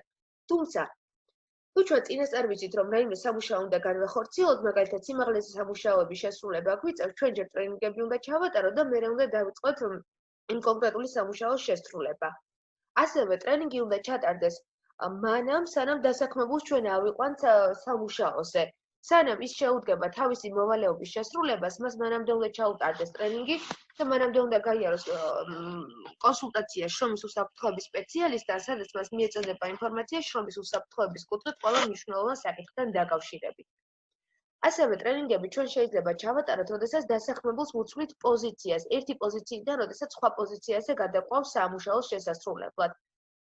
და ამის მიზეზი არის ის, რომ შეიძლება შეიცვალოს გარემო, შეიცვალოს შესასრულებელი სამუშაო შინაარსობრივად და ხასიათობრივად. და ვატარებთ ასევე ტრენინგს, როდესაც დასაქმებული, როგორც აღნიშნე, გადაყვავს ერთი პოზიციიდან მეორე პოზიციაზე. ასევე, როდესაც ჩვენ გადავწყვიტავთ, რომ ახალი პროცედურები შევიმუშაოთ სამუშაოს შესრულების, ახალი მანქანა დანადგარი შემოვიტაროთ, ახალი ხელსაწყო, ახალი იარაღი, ყველა ამ შემთხვევაში აუცილებელია ინფორმაციის მიწოდება განხორციელდეს დროულად. და ასევე განმეორებითაც, თუ მაგალითად ინსპექტირების დროს, როცა შრომის უსაფრთხოების სპეციალისტი ამოწმებს სამუშაო სივრცეებს და აკვირდება სამუშაო პროცედურებს, თუ აღმოაჩენს ის, რომ რას ტრენინგზე ისაუბრა და მიეწოდა ინფორმაცია დასაქმებულებს ისი არ სრულდება და სხვანაირად ასრულებენ ისევ სამუშაოს, შეიძლება ტრენინგები ჩატარდეს განმეორებით. ან ინსტრუქტაჟიც მაგალითად. და ჩვენ ვახსენეთ ინსტრუქტაჟი და მინდა გადავიდე სწორედ ინსტრუქტაჟების საკითხზე და თავზე. რა განსხვავებაა ინსტრუქტაჟსა და ტრენინგს შორის? ორივე შემთხვევაში ხდება ინფორმაციის მიწოდება, მაგრამ მათ შორის განსხვავება არის პირველი დროში. მაგალითად, ტრენინგი შეიძლება იყოს ხანგრძლივი, ინსტრუქტაჟი არის უფრო ხანმოკლე, შეიძლება იყოს 5-10 წუთიანი, უფრო ნაკლებიც, ზოგჯერ გააჩნია რა ინსტრუქტაჟი ტარდება და რასთან დაკავშირებით, ხოლო ტრენინგი არის უფრო ხანგრძლივი, ხო? მაგალითად, ჩვენი ეს დღევანდელი ვიდეო ლექცია არის დაახლოებით 4 საათიანი და უფრო საფუძვლიერად და სიღრმისეულად საუბრობთ საკითხებზე. ინსტრუქტაჟის დროს ძირითადად ხდება მასწავლის გახსენება. მაგალითად, სანამ ავუშვებ სიმაღლეზე სამუშაო სახლის ოსტატს გარკვეული სამუშაოების შესასრულებლად, მანამდე მე მას ჩავუტარებ ინსტრუქტაჟს და მივაწვდი ინფორმაციას, რომ არ დაავიწყდეს დაიცვას ეს უსაფრთხოების ზომები, რომ შესასრულებელი აქვს ესა და ეს სამუშაო და არ დაავიწყდეს ამ და ამ ინდივიდუალური დაცვის საშუალებების გამოყენება. აუცილებელი არის და მნიშვნელოვანი არის, რომ ინსტრუქტაჟების და ტრენინგების დასაქმებულებს მიეწოდებოდეს მათთვის გასაგებ ენაზე. და ეს არ ნიშნავს იმას მარტო, რომ ქართულ ენაზე ან ინგლისურ ენაზე გააჩნია სამუშაო ენა რა არის ორგანიზაციაში, იმ ენაზე უნდა მიეწოდებოდეთ ინფორმაცია. უნდა იყოს მარტივად ახსნილი და არ უნდა იყოს გაჯერებული ტერმინებით, ხო? მაგალითად, მე ვცდილობ, რომ განმარტებები, რომლების შესახებაც თქვენ უნდა გქონდეთ ინფორმაცია, რასაც კანონმდებელი ცოტა რთულად განმარტავს, მე ვცდილობ, რომ მარტივიანით აგიხსნათ, რომ გასაგები იყოს და კარგად ავიმახსოვროთ. ინსტრუქტაჟების ჩატარება, ანუ სახეების მიხედვით ინსტრუქტაჟები შეიძლება იყოს სამი სახის. ეს არის შესავალი ინსტრუქტაჟი, მიზნობრივი ინსტრუქტაჟი და განმეორებითი ინსტრუქტაჟი. თქვა თითოეულის მაგალითი. როდესაც მოდის მაგალითად, თქვა შრომის ინსპექცია მოვიდა ობიექტზე ჩვენთან და უნდა დაათვალიეროს და შეამოწმოს სკოლას შრომის უსაფრთხოების კუთხით. აუცილებლად მათ ჩვენ ჩაუტარებთ შესავალი ინსტრუქტაჟს და გავაცნობთ ზოგად საკითხებს, რაც აუცილებელი არის, რომ მათ იცოდნენ, მაგალითად, როგორ იმოქმედონ თუ გამოცხადება ევაკუაცია, რომელი დაცვის საშუალებები რომელ სივრცეში უნდა გამოიყენონ და ასე შემდეგ. მიზნობრივ ინსტრუქტაჟს რაც შეეხება, მიზნობრივ ინსტრუქტაჟი ტარდება მიზნობრივად სამუშაოდან გამომდინარე. მაგალითად, სანამ თუნდაც ელექტროსამონტაჟოს სამუშაოებს დაიწყებს ელექტრიკოსი, რომელსაც დავიქირავეთ, მას მიზნობრივი ინსტრუქტაჟი უნდა ჩაუტარდეს იმ კონკრეტულ სამუშაოსთან დაკავშირებით, რა წესები უნდა გაითვალისწინოს და ახსოვდეს. და განმეორებითი ინსტრუქტაჟი. განმეორებითი ინსტრუქტაჟის ჩატარების სპეციფიკაც არის ზუსტად იგივე, რაც ტრენინგის შემთხვევაში. თუ მე ვხედავ, რომ ინსტრუქტაჟი, რომელიც ჩავუტარე დასაქმებულ პირს არ არის ეფექტური ან რეალურად არ ითვალისწინებს იმ ყველა წესებს, მე აუცილებლად მას განმეორებით ჩავუტარებ ინსტრუქტაჟს და გავუმეორებ იმ საკითხებს, რაც მნიშვნელოვანი არის, რომ დაიცვას და გაითვალისწინოს. სავალდებულო დოკუმენტაცია. შემდეგი საკითხი ეხება უკვე სავალდებულო დოკუმენტაციას, რაც უნდა იყოს ორგანიზაციაში შრომის უსაფრთხოების კუთხით. შეიძლება გაჩნდეს კითხვა, რომ რა კავშირშია, ანუ რატომ უნდა გქონდეს ეს ინფორმაცია ყველა დასაქმებულს, ხომ? ჩართულობის კუთხით, ყველა დოკუმენტაცია, რომელზეც მუშაობს შრომის უსაფრთხოების სპეციალისტი, ის აუცილებლად განიხილება ორგანიზაციაში. აუცილებლად ამ დოკუმენტებს კითხულობენ დასაქმებულები თავისი სამუშაოდან გამომდინარე და შემდეგ ერთად ამტკიცებენ ამ ყველაფერს. ამიტომ მნიშვნელოვანია თქვენ იცოდეთ, რა დოკუმენტაციას გვთხოვს ორგანული კანონი ყველა სამუშაო ორგანიზაციაში, რომ არსებობდეს. პირველი ეს არის შრომის უსაფრთხოების და ჯანმრთელობის დაცვის პოლიტიკა, უფლება, მოვალეობები და პასუხისმგებლობები. ალბათ დამეთანხმებით, რომ თუ არ არის დეტალურად გაწერილი, ვინ რაზე არის პასუხისმგებელი და ვინ რა უნდა გააკეთოს, სხვა შემთხვევაში გაჭირდება იმ კონკრეტული საქმის გაკეთება და განხორციელება. პრევენციული ღონისძიებები შრომის უსაფრთხოების ძირითადი წესებიცო. ანუ პრევენციული ღონისძიებები რა ტარდება ორგანიზაციაში, ეს აუცილებლად დადოკუმენტირებული უნდა იყოს და გაწერილი უნდა იყოს. საერთო უსაფრთხოების წესები უნდა იყოს გაწერილი, რაც ყველამ უნდა დაიცვას. რისკის მართვის ღონისძიებები. ანუ ის თავი, რომელზეც ჩვენ ვისაუბრეთ მეორე მოდულში, საფრთხეები როგორ აღმოვაჩინოთ, რისკები როგორ შევაფასოთ და რა დოკუმენტები უნდა შევინახოთ, ეს ყველაფერი უნდა იყოს გაწერილი და ეს ყველაფერი სახელმძღვანელო დოკუმენტაციაში არის გაწერილი და ყველასთვის იქნება ხელმისაწვდომი, როდესაც დავამტკიცებთ და შეგეცდილებათ, რომ გაეცნოთ. როგორ უნდა ვიმოქმედოთ საგანგებო სიტუაციებზე, ესეც უნდა იყოს გაწერილი წინასწარ აუცილებლად. ასევე უნდა იყოს წინასწარ შეთანხმებული და გაწერილი, თუ მოხდა და დაფიქსირდა უბედური შემთხვევა ან პროფესიული დაავადება, როგორ უნდა ვიმოქმედოთ, როგორ მოვიკვლიოთ და რა ვალდებულებები გვაკისრია კანონის მიხედვით. და ასევე ბოლო საკითხი, რაც მნიშვნელოვანია, უნდა იყოს გაწერილი სისტემას, რომელსაც ჩვენ ყველანი ერთად ნერგავთ სკოლაში, როგორ უნდა გავაუმჯობესოთ და როგორ უნდა შევაფასოთ. ეს არის ძირითადი ჩამონათვალი იმ დოკუმენტების, რაც აუცილებლად უნდა ინახებოდეს შრომის უსაფრთხოების კუთხით ორგანიზაციაში. შემდეგი საკითხი, რომელზეც მე მინდა მოგაწოდოთ ინფორმაცია, უკვე ეხება უბედურ შემთხვევებს და პროფესიულ დაავადებებს. რა არის უბედური შემთხვევა? უბედური შემთხვევა ეს არის სამუშაო პროცესში ან სამუშაო პროცესთან დაკავშირებით მომხდარი შემთხვევა, რომელსაც შედეგად მოყვა დასაქმებულის ან სხვა პირის ჯანმრთელობის დაზიანება, შრომის უნარიანობის შეზღუდვა ან დაკარგვა, გარდაცვალება ან მისი უგზო-უკვლო დაკარგულად აღიარება. აქ ყურადღება მინდა გავამახვილოთ ერთ საკითხზე. ზოგადად უბედური შემთხვევები ხდება ხომ, მაგრამ დამსაქმებელს ვალდებულებები წარმოიშობა იმ შემთხვევაში, თუ უბედური შემთხვევა მოხდება სამუშაო პროცესში კონკრეტულად ან სამუშაო პროცესთან დაკავშირებით. როცა ჩვენ სამუშაოსთან არის დაკავშირებული, მაგალითად სკოლაში მოხდა უბედური შემთხვევა, ექსკურსიაზე მოხდა უბედური შემთხვევა. ამ შემთხვევაში უკვე დგება დამსაქმებლის პასუხისმგებლობის საკითხი და მთელი რიგი ვალდებულებები წარმოეშვება მას, რომ მოიკლიოს, ანგარიშგება განახორციელოს ზედამხედველ ორგანოსთან და ასე შემდეგ. უბედური შემთხვევის დროს, ნახეთ, შეიძლება დაგვიზიანდეს დასაქმებულის ან სხვა პირის ჯანმრთელობა. შეიძლება შრომის უნარიანობა შეეზღუდოს, შეიძლება მუდმივად დაკარგოს შრომის უნარიანობა, შეიძლება დაგვიდგეს ფატალური შედეგიც, ან უგზო-უკვლო დაკარგულად აღიარება და რას გულისხმობს ეს უგზო-უკვლო დაკარგულად აღიარება.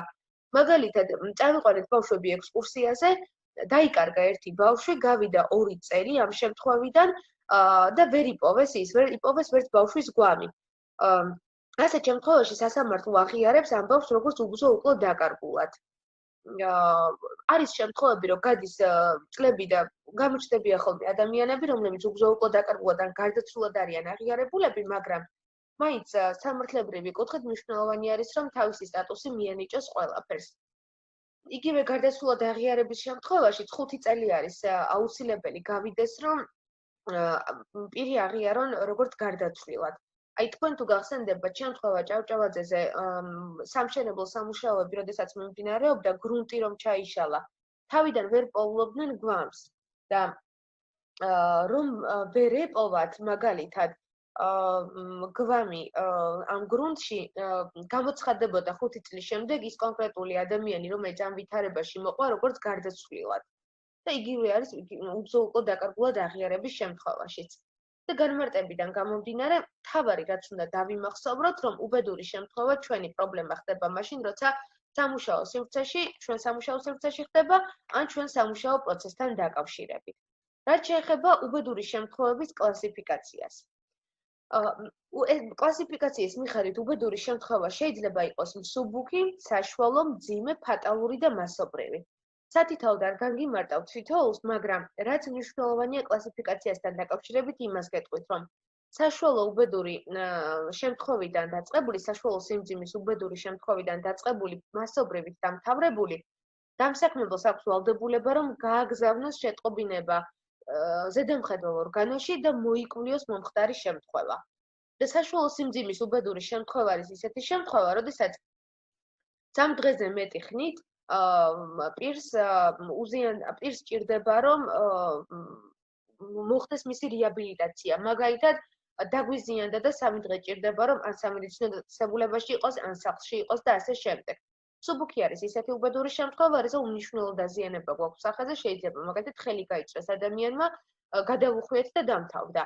მაგრამ საშუალოდან ზემოთ, როცა უკვე მკურნალობის და პროფილაქტიკის, ასე ვთქვათ, პერიოდი არის 3 დღეზე მეტი ხნით, უკვე აუცილებელი არის მოკვლევის ჩატარება. და ახლა მინდა გითხრათ უკვე მოკვლევა რას გულისხმობს. ზოგადად კანონმდებლობა შრომის უსაფრთხოების კუთხით გვეუბნება, რომ დამსაქმებელი არის ვალდებული მოიკვლიოს, აღრიცხოს სამუშაო სივრცეში მომხდარი უბედური შემთხვევები. მოკვლევა ძალიან გავს გამოძიებას. უბრალოდ რამდენიმე ნიშანი არის, რაც მათ ერთმანეთისგან განასხვავებთ. პირველი ეს არის ვინ ატარებს, გამოძიებას ატარებს სახელმწიფო, საგამოძიებო ორგანოები, ხოლო მოკვლევას ატარებს უშუალოდ ორგანიზაცია და იქმნება ორგანიზაციაში, სკოლაში მოკვლევის კომისია. აღრიცხვა აუცილებელი არის, რომ ჩატარდეს ამ ყველაფრის აღრიცხვა. განმასხვავებელი ნიშანი ასევე არის ის, რომ რესურსები არის სხვადასხვა, მაგალითად სახელმწიფოს უფრო მეტი რესურსი აქვს, რომ გამოიძიოს ესა თუ ის შემთხვევა, ვიდრე სკოლას, მაგალითად, და მიზანი არის ყველაზე მნიშვნელოვანი ელემენტი, რომელიც მოკვლევას და გამოძიებას განასხვავებს ერთმანეთისგან. გამოძიების მიზანი, რომელსაც სახელმწიფო ატარებს, არის ის, რომ დაადგინოს, ვინ არის დამნაშავე და წაუყენოს დამნაშავეს ბრალი, ხოლო მოკვლევის მიზანი, რომელსაც ჩვენ ვატარებთ ორგანიზაციაში, ამის მიზანი არის უკვე ის, რომ დადგინდეს, რატომ მოხდა უბედური შემთხვევა, რამ გამოიწვია. და ამ კითხვებზე, როდესაც პასუხი გაეცემა, შემდეგ აუცილებლად უნდა განისაზღვროს პრევენციული ღონისძიებები, რომ მსგავსი შემთხვევა აღარ განმეორდეს. ეს არის მიზანი, რის გამო სტარდება მოკვლევა ორგანიზაციაში. და საკმაოდ რთული პროცედურებია, ამიტომ ყოველთვის ვამბობთ ხოლმე, რომ ჯობია ყველაფერი გავაკეთოთ, რომ არ დაგვიფიქსირდეს თუნდაც საშუალო სიმძიმის უბედური შემთხვევა ორგანიზაციაში, რომ მთელი რიგი ეს ვალდებულებები, რაც გარდა იმ ზიანისა, რაც ადგენს ადამიანის სიცოცხლეს და ჯანმრთელობას, არ წარმოგვეშვას. ამიტომ გვახსოვდეს, რომ თუ რაიმე შემთხვევა ფიქსირდება ორგანიზაციაში, არ დამალოთ და აუცილებლად შეატყობინეთ უსაფრთხოების სპეციალისტს და ზემდგომ პირებს, ზედამხედველ პირებს, ხელმძღვანელობას და მიაწოდეთ მათ ინფორმაცია. მოკვლევის შემთხვევაში, მაგალითად, რაიმე როდესაც ხდება ორგანიზაციაში რაიმე შემთხვევა, 24 საათში დაუყოვნებლივ და არაუგვიანეს 24 საათისა უნდა გაიგზავნოს შეტყობინება. თუ ჩვენ რაიმე ფაქტს დავუმალავთ, შეიძლება ვადები დავარღვიოთ, რაც გათვალისწინებული არის კანონმდებლობით და ამიტომ ამ კუთხითაც ძალიან მნიშვნელოვანი არის, რომ ინფორმაცია დროულად მიაწოდოთ უსაფრთხოების სპეციალისტს და ხელმძღვანელობას. ეს რაც შეეხებოდა უბედურ შემთხვევებს, ახლა გეტყვით პროფესიულ დაავადებებზე. პროფესიული დაავადება ეს არის დასაქმებულის მწვავე ან ქრონიკული დაავადება, რომელიც ვითარდება საწარმოო გარემოსა და სამუშაო პროცესის საფრთხის შემცველი ფაქტორების ზემოქმედებით. იწვევს დასაქმებული პირის ან სხვა პირის ჯანმრთელობის მდგომარეობის გაუარესებას, ან და პროფესიული შრომის უნარიანობის შეზღუდვას, მოკლე პერიოდში ან ხანგრძლივად და განსაზღვრულია საქართველოს კანონმდებლობით. ანუ მარტივად რომ ვთქვათ, პროფესიული დაავადება არის ისეთი დაავადება, რომელიც ვითარდება დასაქმებულ ან სხვა პირზე, რომელიც არის ჩვენ სამუშაო სივრცეში, საფრთხის შემცველი ფაქტორების ზემოქმედების შედეგად. მაგალითად, მტვერი, რომელიც არის სამუშაო სივრცეში, საწარმოო მტვერი, თუ არ იმუშავებს სავენტილაციო სისტემა და არ იქნება პრევენციული ღონისძიებები გატარებული, წლების შემდეგ შეიძლება სასუნთქ სისტემაში პრობლემები შეუქმნას დასაქმებულ პირებს, ხო? და დაუზიანდეს მათ ჯანმრთელობა. იგივე ავიღოთ მაგალითად ერგონომიული ფაქტორი. ჩვენ თუ არ მივაქცევთ ერგონომიულ ფაქტორს ყურადღებას, სიმძიმეების აწევას, ოფისში სწორად მუშაობას და ასე შემდეგ, შეიძლება გარკვეული პერიოდის შემდეგ ამა გამოიწვიოს პროფესიული დაავადება და მაგალითად ხერხემლის დაზიანება. ერთი მაგალითი მინდა მოგიყვეთ. ვნერგავდი სადისტრიბუციო ორგანიზაციაში შრომის უსაფრთხოების სისტემას, სადაც დისტრიბუტორებს უწევდა ძალიან მძიმე ტვირთის დასაწყობება სატრანსპორტო საშუალებაში ჩამოტვირთვა და ასე შემდეგ და ამას აკეთებდნენ ხელით. თავიდან არავის არ ჩაუტარებია მათთვის ინსტრუქტაჟი და ტრენინგი, რომ როგორ უნდა მომხდარიყო ეს სწორად და არც უფიქრია არავის, რომ რაიმე სხვა გზა მოეძებნათ ამ სამუშაოს კუთხით. და ძალიან მალევე ჩვენ ერთ-ერთ დასაქმებულ პირს დაუდგინდა მწვავე თიაქარი. რა თქმა უნდა, რთული სამტკიცებელია და რთული გასარკვევია პროფესიული დაავადება, რომელიც დაემართა ადამიანს, ნამდვილად ჩვენ სამუშაო სივრცეში არსებულმა ფაქტორებმა გამოიწვია თუ არა, აუცილებელია ასე დროს ამ მიზეზშედეგობრივი კავშირის დადგენა. თუმცა ძალიან ყურადღება მისაქცევი არის ეს საკითხი და მინდა გითხრათ, რომ უბედური შემთხვევების შედეგად უფრო ნაკლები ადამიანი იღუპება სამუშაო სივრცეში, ვიდრე პროფესიული დაავადებებით. ანუ პროფესიული დაავადებებით უფრო მეტი ადამიანი გვიშავდება და გვიზიანდება, იმიტომ რომ შედეგი არის ასე ვთქვათ, არა იმ წუთიერი, შეიძლება ეს 5 და 10 წლის მერე განუვითარდეს და გამოუვლინდეს დასაქმებულ პირს და ნაკლებ ყურადღებას აქცევენ ხოლმე შედარებით დამსაქმებლები ამ საკითხს.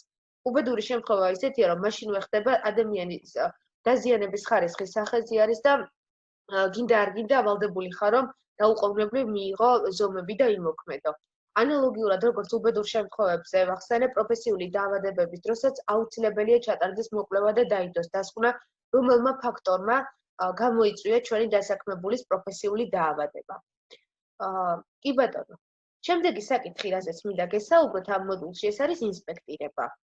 ინსპექტირება არის ფაქტობრივად შემოწმება, სამუშაო სივრცის დათვალიერება და ინსპექტირებას ატარებს უსაფრთხოების სპეციალისტი ძირითად შემთხვევაში. თუმცა ინსპექტირება, ანუ სამუშაო სივრცის დათვალიერება შეიძლება თითოეულმა თქვენგანმა განახორციელოს. მაგალითად, როდესაც შედის პედაგოგი საკლასო ოთახში, შეიძლება სანამ გაკვეთილს დაიწყებს, მოათვალიეროს სამუშაო სივრცე და ამ ტრენინგის გავლის შემდეგ მას უკვე კარგად შეიძლება რომ დაინახოს საფრთხეები და ძალიან დროულად აღმოაჩინოს. ინსპექტირების მიზანი რა არის? ინსპექტირების მიზანი არის ის, რომ აღმოვაჩინოთ ყველა საფრთხე, რომელიც შეიძლება იყოს ჩვენ სამუშაო სივრცეში. ინსპექტირების მიზანი არ არის, რომ ვინმე დავადანაშაულოთ და კონკრეტულ პირებზე ხელი გავიშვიროთ და ასე ვთქვათ, დავტუქსოთ, რომ რატომ არ იცავს უსაფრთხოების წესებს. ხომ ჩვენი მიზანი არის, რომ ყველა საფრთხე დავინახოთ, რაც არის სამუშაო სივრცეში, რომ მასზე გქონდეს შემდეგ დროული რეაგირება და დროულად ვიზრუნოთ რისკების შემცირებაზე. და შესაბამისად, თქვენც მინდა გახსოვდეთ, რომ თუ უსაფრთხოების სპეციალისტი არ არის ადგილზე ან სხვა სამუშაო სივრცეშია და თქვენ რაიმე საფრთხეს აღმოაჩენთ, აუცილებლად შეატყობინეთ დროულად უსაფრთხოების სპეციალისტს. და ბოლო საკითხი ამ მოდულში, რაც უნდა განვიხილოთ და რაზეც უნდა გესაუბროთ, ეს არის უკვე სისტემის შეფასება და გაუმჯობესება როგორ ხდება. იმისთვის, რომ ჩვენ არ გადავუხვიოთ აღებული მიზნიდან და მიზნისკენ მიმავალ გზაზე ვიაროთ, ჩვენ გვჭირდება მაჩვენებლები, რომლითაც გავზომავთ თუ როგორია ჩვენი გეზი, რომელიც ავიღეთ. და ამისთვის ჩვენ გვაქვს პრევენციული და რეაქტიული ინდიკატორები. მიზანი რა არის? მიზანი ჩვენ დავისახეთ ის, რომ შევქმნათ სკოლაში უსაფრთხო გარემო და ავიცილოთ თავიდან პროფესიული დაავადებები, უბედური შემთხვევები, საშიში შემთხვევები და ასე შემდეგ.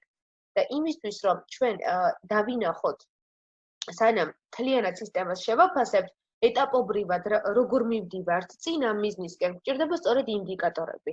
ინდიკატორის განმარტება არის შემდეგი, რომ ინდიკატორი ეს არის გაზომვადი მაჩვენებელი, რომელიც გვიჩვენებს კურს მიზნისკენ მიმავალ გზაზე. აი, მოდით ვთქვათ, რა არის პრევენციული ინდიკატორი.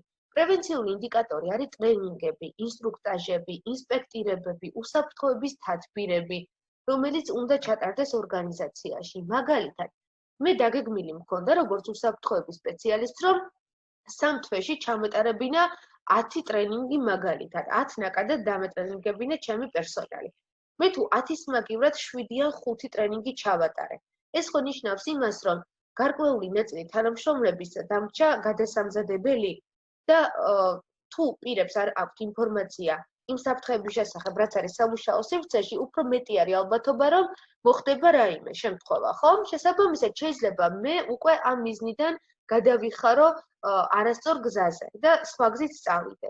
მაგალითად, ინსპექტირება. მე უნდა ჩამეტარებინა ყოველ თვე წელიწადში, უბრალოდ წელიწადში ყოველ თვე, მაგალითად, 12 ინსპექტირება მთელი სკოლის.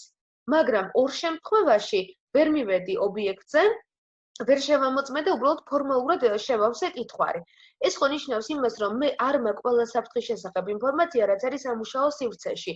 და მე თუ ინფორმაცია არ მაქვს, უკვე არსებობს იმის ალბათობა, რომ საფრთხე არ არის იდენტიფიცირებული, მასზე რისკი არ არის შეფასებული და შეიძლება რაიმე მოხდეს. ეს არის პრევენციული ინდიკატორები, რომლებსაც მე თუ დავაკვირდები, მიჩვენებს რა მდგომარეობაა უსაფრთხოების კუთხით სისტემაში, რომელსაც მე ვერ გავმართავ. და რეაქტიული ინდიკატორები არის უკვე ესეთი ინდიკატორები, რომლებიც რომ მოხდება, მერე ასე ვთქვათ, ხდება რეაგირება, აი მაგალითად რეაქტიული ინდიკატორი არის უბედური შემთხვევა, პროფესიული დაავადება, ანუ დგება უკვე ის არასასურველი შედეგი, რომელიც ჩვენ არ გვინდოდა რომ დამდგარიყო, მაგალითად უბედური შემთხვევა თუ ხდება ჩვენს სკოლაში, ეს ნიშნავს იმას, რომ სისტემა, რომელიც ჩვენ დავნერგეთ შრომის უსაფრთხოების კუთხით, ესე იგი გაუმართავია. ან რაღაცა კონკრეტული საკითხში და კონკრეტული მიმართულებით უფრო მეტი მუშაობაა საჭირო. ანუ ეს არის რეაქტიული ინდიკატორები, დადგება ფაქტი და ის ფაქტი ჩვენ გვიჩვენებს უკვე, რომ აუცილებელი არის ზომების მიღება, იმიტომ რომ ჩვენ გზიდან გადაუხვეს და არათუ უსაფრთხო გარემო გვაქვს სკოლაში, არამედ უბედური შემთხვევა დაფიქსირდა კონკრეტულად. და იმისთვის, რომ ჩვენ უკვე სრულყოფილად შევაფასოთ მთლიანი სისტემა, ამისთვის ჩვენ გვჭირდება აუდიტი. შრომის უსაფრთხოების აუდიტი ძალიან გავს ფინანსურ აუდიტს და ზოგადად სხვა აუდიტებსაც, იმიტომ რომ აუდიტის მიზანი ყველა შემთხვევაში არის სისტემის შეფასება. და როდესაც ჩვენ ვატარებთ შრომის უსაფრთხოების აუდიტს, იქ მთლიანად სისტემას ვაფასებთ და რა იგულისხმება სისტემის შეფასებაში. დოკუმენტაციის შემოწმება, მაგალითად, საკანონმდებლო ვალდებულებები, რაც მაქვს დოკუმენტაციის თვალსაზრისით, ყველაფერი არის თუ არა წესრიგში, ყველაფერი არის თუ არა გაწერილი. ვამოწმებთ ასევე სამუშაო სივრცეებს, ვათვალიერებთ ყველა ღონისძიება, რაც უნდა გატარებულიყო საფრთხებთან დაკავშირებით შესრულდა თუ არა და ხომ არ დარჩა რაიმე საფრთხე, რაც არის მაღალი რისკის შემცველი. ასევე შეიძლება გავესაუბროთ დასაქმებულებს, ვიზიტორებს და ასე შემდეგ. ანუ აუდიტის დროს უკვე მთლიანად ვაფასებთ სისტემას. და დამეთანხმებით ალბათ, რომ ძალიან მნიშვნელოვანი არის შეფასდეს ის სისტემა, რომელსაც ჩვენ დავნერგავთ და ჩვენ გვაქვს ხოლმე ზოგადად ჩვენს ორგანიზაციაში ესეთი პრაქტიკა, რომ მე რო მაგალითად სისტემას დავნერგავ სკოლაში, აუდიტის ჩასატარებლად ვიწვევ ჩემს სხვა თანამშრომლებს, რომ მან შეაფასოს უკვე უსაფრთხოების კუთხით ჩემს სისტემაში რაიმე პრობლემა ხომ არ არის, იმიტომ რომ სხვა თვალმა შეიძლება უფრო უკეთესად დაინახოს ხარვეზები, ვიდრე მაგალითად მე ჩემ დანერგილ სისტემაში. ეს იყო ის ბოლო საკითხი, რომელზეც მინდოდა რომ თქვენთან მესამე მოდულში მესაუბრა. ჩვენ დაგვჭა გასავლელი ორი მოდული, მეოთხე და მეხუთე მოდულები, რომლებიც ეხება სახანძრო უსაფრთხოებას და ევაკუაციის ღონისძიებებს და საგანგებო სიტუაციების მართვას. დავიწყოთ სახანძრო უსაფრთხოების მოდულით, შევეძებ იმ საკითხებზე გაგიმახვილოთ ყურადღება, რაც უშუალოდ კავშირში არის სკოლასთან. როგორია ხანძრის ზემოქმედება ადამიანზე და რა რისკებთან არის დაკავშირებული. პირველი ეს არის ტოქსიკური გაზი, რომელიც იწვევს მოწამვლას იმ შემთხვევაში, თუ მას შევისუნთქავთ და ძირითად შემთხვევაში ტოქსიკური გაზი წარმოადგენს ხოლმე სიკვდილის ძირითად მიზეზს, როდესაც ხდება ხანძარი. ასევე რისკი არის და საფრთხე არის კვამლი და ცხელი აირი, რომელმაც შეიძლება გამოიწვიოს გაგუდვა და დამწვრობა, ასევე სიმხურვალე და ცეცხლისალი და პანიკა.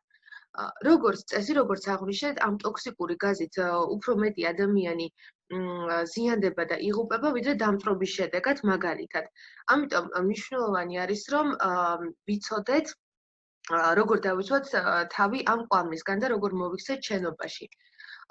წვის პროცესს რაც შეეხება, წვის პროცესი შედგება სამი ძირითადი კომპონენტისგან, ეს არის ჟანგბადი, სიმხურვალე და საწვავი მასალა. მაგალითად, როდესაც ხანძრის დროს გამოაღებენ ხოლმე ფანჯარას და ცდილობენ რომ გადახდნენ, ან გონიათ რომ ფანჯრის გამოღებით პრობლემას მოაგვარებენ, ეს არ არის სწორი, იმიტომ რომ ასეთ შემთხვევაში შემოდის უფრო მეტი ჟანგბადი შენობაში და შესაბამისად უფრო მეტად ხელს უწყობთ ხანძრის კერას, რომ გაძლიერდეს და უფრო დიდი ხანძარი, ასე ვთქვათ, გამოიწვიოს. ძირითადად ცეცხლმაქრების მუშაობის პრინციპიც არის სწორედ დაფუძნებული იმაზე, რომ ხდება ერთ-ერთი კომპონენტის მოშორება. და მოკლედ გვახსოვდეს, რომ თუ გაჩნდება ხანძარი სკოლის შენობაში, თუ გვექნება, რა თქმა უნდა, ევაკუაციის მომენტში შესაბამისი დრო და შესაძლებლობა, აუცილებლად დავხუროთ ყველა ფანჯარა და ყველა კარები და ისე დავტოვოთ ადგილი და ისე გავემართოთ საევაკუაციო გასასვლელისკენ. და როგორც აღნიშნა, კვამლი არის ძალიან დიდი პრობლემა, როდესაც ხანძარი ჩდება შენობაში და უნდა ვიცოდეთ აუცილებლად რომელი ზონა არის ყველაზე მეტად უსაფრთხო. გარკვეული დროით, რა თქმა უნდა. თავიდან კვამლი ადის როგორც წესი ჭერში, ზემოთ ადის ბოლი და ასეთ შემთხვევაში თქვენ ხედავთ, რომ ყველაზე მეტად უსაფრთხო ზონა ეს არის შუა ზონა ოთახში სიმაღლის მიხედვით და დაბლა. ანუ კვამლი ადის ჯერ ზემოთ ჭერში და შემდეგ ზემოდან ნელ-ნელა ჩამოდის დაბლა. ამიტომ გვახსოვდეს, რომ თუ ხანძარი ძლიერდება და ჩვენ გამართულად უკვე ვერ მოძრაობთ, იმიტომ რომ კვამლი ნელ-ნელა ჩამოდის დაბლა, ასეთ შემთხვევაში ძალიან კარგი გამოსავალი არის, რომ ან 4-ზე დადგეთ, ან დაიხაროთ და ისე გახვიდეთ შენობიდან, რომ რაც შეიძლება ნაკლები კვამლი შეისუნთქოთ. რაც შეეხება სპეციფიურ მოთხოვნებს სკოლასთან დაკავშირებით. ზოგადად ცალკე არის 370 დადგენილება, რომელიც ჩვენ გვისაზღვრავს სახანძრო უსაფრთხოების კუთხით რა მოთხოვნილებები უნდა დავაკმაყოფილოთ ყველა შენობაში, მაგრამ არის ორგანიზაციები და სექტორები, რომელთაც აქვთ კიდევ დამატებით სპეციფიური მოთხოვნები. ასეთიც არის სწორედ საგანმანათლებლო დაწესებულება და სკოლის შემთხვევაში ნახეთ რა მოთხოვნები არის. პირველი ის, რომ სასწავლო წლის დაწყებამდე ადმინისტრაციამ უნდა უზრუნველყოს ობიექტის მზადყოფნის შემოწმება. ანუ სანამ დაიწყება სასწავლო პროცესი, აუცილებლად უნდა შემოწმდეს მაგალითად კვამლის დეტექტირების სისტემა არის თუ არა წესრიგში, არის თუ არა გამართული. ცეცხლმაქრები არის თუ არა თავის ადგილზე და არის თუ არა მზად ექსპლუატაციისთვის. განთავსებული არის თუ არა ყველა ნიშანი ევაკუაციის გზებზე, სახანძრო ინვენტარზე და ასე შემდეგ. ასევე კიდევ ერთი მოთხოვნა არის ის, რომ დაწყებითი სწავლების კლასები უნდა განთავსდეს შენობის პირველ-მეორე სართულებზე. რა მნიშვნელობა აქვს ამას? ის მნიშვნელობა აქვს, რომ როდესაც ევაკუაცია გამოცხადდება, დაწყებითი კლასების მოსწავლეების ევაკუაცია რაც შეიძლება სწრაფად უნდა განხორციელდეს და პირველ რიგში ისინი უნდა გავიდნენ შენობიდან. ამიტომ არის მნიშვნელოვანი, რომ მათი საკლასო ოთახები განთავსებული იყოს შენობის პირველ-მეორე სართულებზე და ახლოს იყოს საევაკუაციო გასასვლელებთან. ასევე მოსწავლეებს უნდა უტარდებოდეთ მეცადინეობები სახანძრო უსაფრთხოების კუთხით და აქ მნიშვნელოვანი არის, რომ მათთვის სპეციალური პროგრამა უნდა შემუშავდეს და სპეციალური პროგრამის მიხედვით უნდა განხორციელდეს მათი სწავლება. არ შეიძლება, რომ სახანძრო უსაფრთხოების ტრენინგი, როგორცაც ჩვენ ვუტარებთ მაგალითად პედაგოგებს, იგივე ჩაუტაროთ ჩვენ სკოლის მოსწავლეებსაც. აუცილებლად ინფორმაცია უნდა მივაწოდოთ მათ გასაგებ ენაზე და გამოვიყენოთ ისეთი თვალსაჩინოებები, რომ ინფორმაცია მათი მხრიდან იყოს რაც შეიძლება სრულყოფილად აღქმული. გადავდივართ ახლა ქრობის საშუალებებზე. ცეცხლი როგორ უნდა ჩავაქროთ, რა საშუალებებით, ხომ? ამისთვის კარგი საშუალება არის, რა თქმა უნდა, ცეცხლმაქრები. მე არ გესაუბრებით დეტალურად ცეცხლმაქრების რა კლასები არსებობს და რა კლასის ხანძარი როგორი ცეცხლმაქრით ქრება. უბრალოდ გვახსოვდეს, რომ სამუშაო სივრცეში უნდა იყოს ისეთი კლასის ცეცხლმაქრი, რა კლასის ხანძარი შეიძლება გაჩნდეს. ასევე გვახსოვდეს, რომ შეიძლება გამოვიყენოთ სამზარეულოში მაგალითად ცეცხლგამძლე გადასაფარებელი, ძალიან კარგად გუდავს ცეცხლს და მას ხშირად გამოიყენებენ ხოლმე სახლშიც, მაგალითად დიასახლისების სამზარეულოში აქვთ ხოლმე ასეთი ცეცხლგამძლე გადასაფარებელი განთავსებული.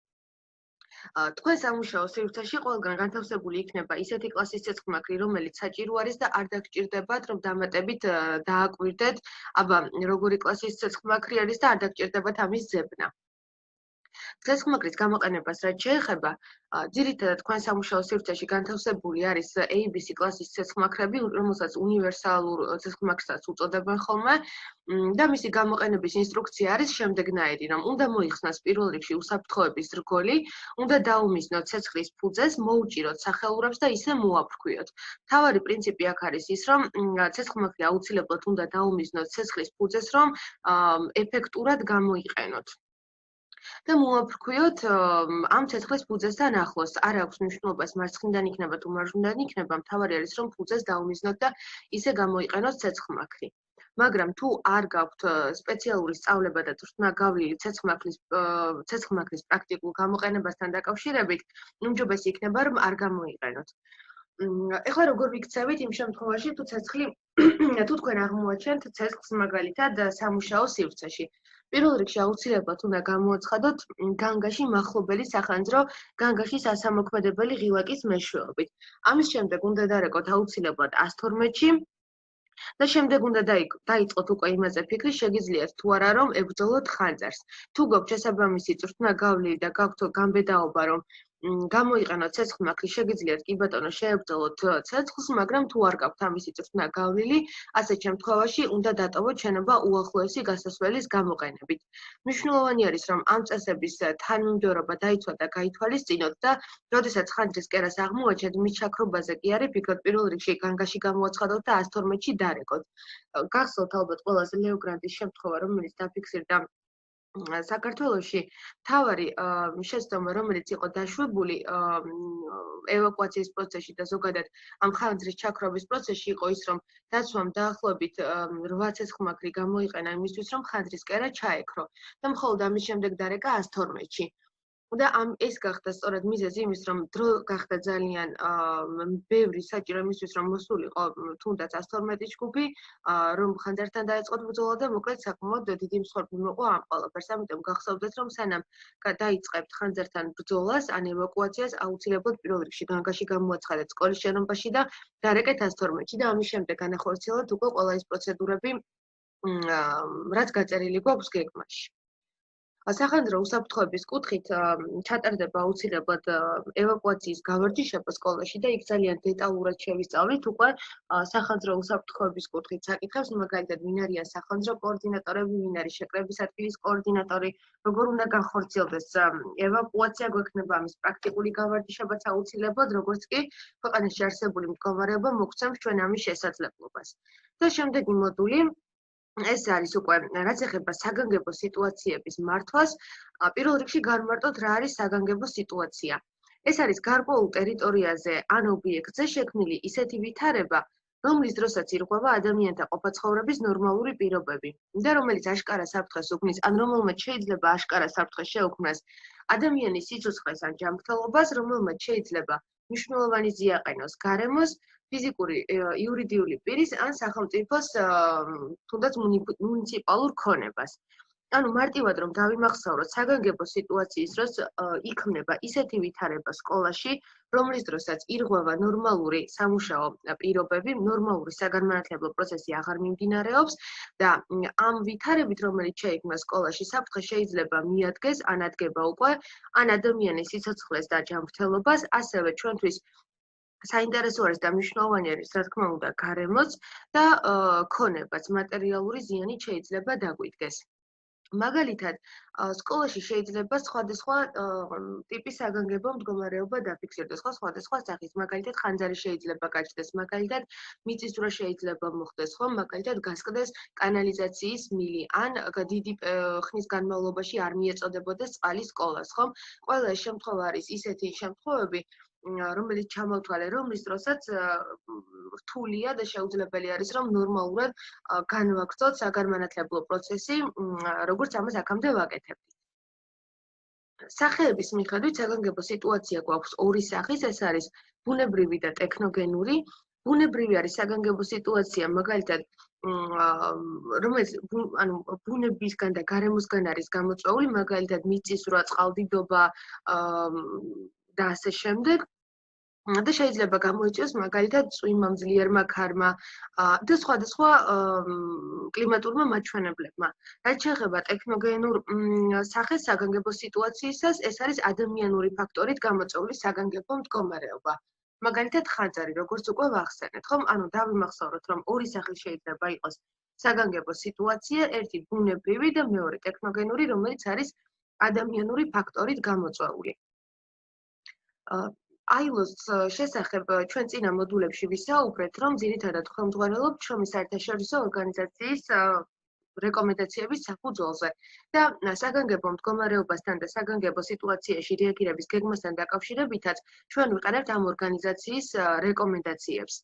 და ამ სტანდარტების და რეკომენდაციების მიხედვით არის შემდეგი ჩანაწერი გაკეთებული, რომ ორგანიზაციაში აუცილებლად უნდა იყოს ჩამოყალიბებული საგანგებო სიტუაციებზე რეაგირების გეგმა და აუცილებლად უნდა იყოს სკოლა მზად ყველა პოტენციური ავარიული სიტუაციისა და უბედური შემთხვევისთვის. მნიშვნელოვანი არის აქ ის, რომ გეგმა უნდა იყოს მორგებული ორგანიზაციის სპეციფიკაზე და ორგანიზაციის პროფილს უნდა ერგებოდეს, ითვალისწინებდეს ორგანიზაციის ზომას და სპეციფიკას, როგორც აღნიშნეთ. რა დოკუმენტია საგანგებო სიტუაციებზე რეაგირების გეგმა? ეს არის ის დოკუმენტი, სადაც გაწერილი არის ყველა შემთხვევა, რაც შეიძლება მოხდეს სკოლაში, რომლის დროსაც ნორმალური საგანმანათლებლო პროცესის გაგრძელება იქნება შეუძლებელი და დაკვალიფიცირდება როგორც საგანგებო მდგომარეობა და გაწერილი არის ყველა ის პროცედურები, თუ ყოველ კონკრეტულ შემთხვევაში როგორ უნდა იმოქმედონ ადამიანებმა, პერსონალმა, ვიზიტორებმა და ასე შემდეგ.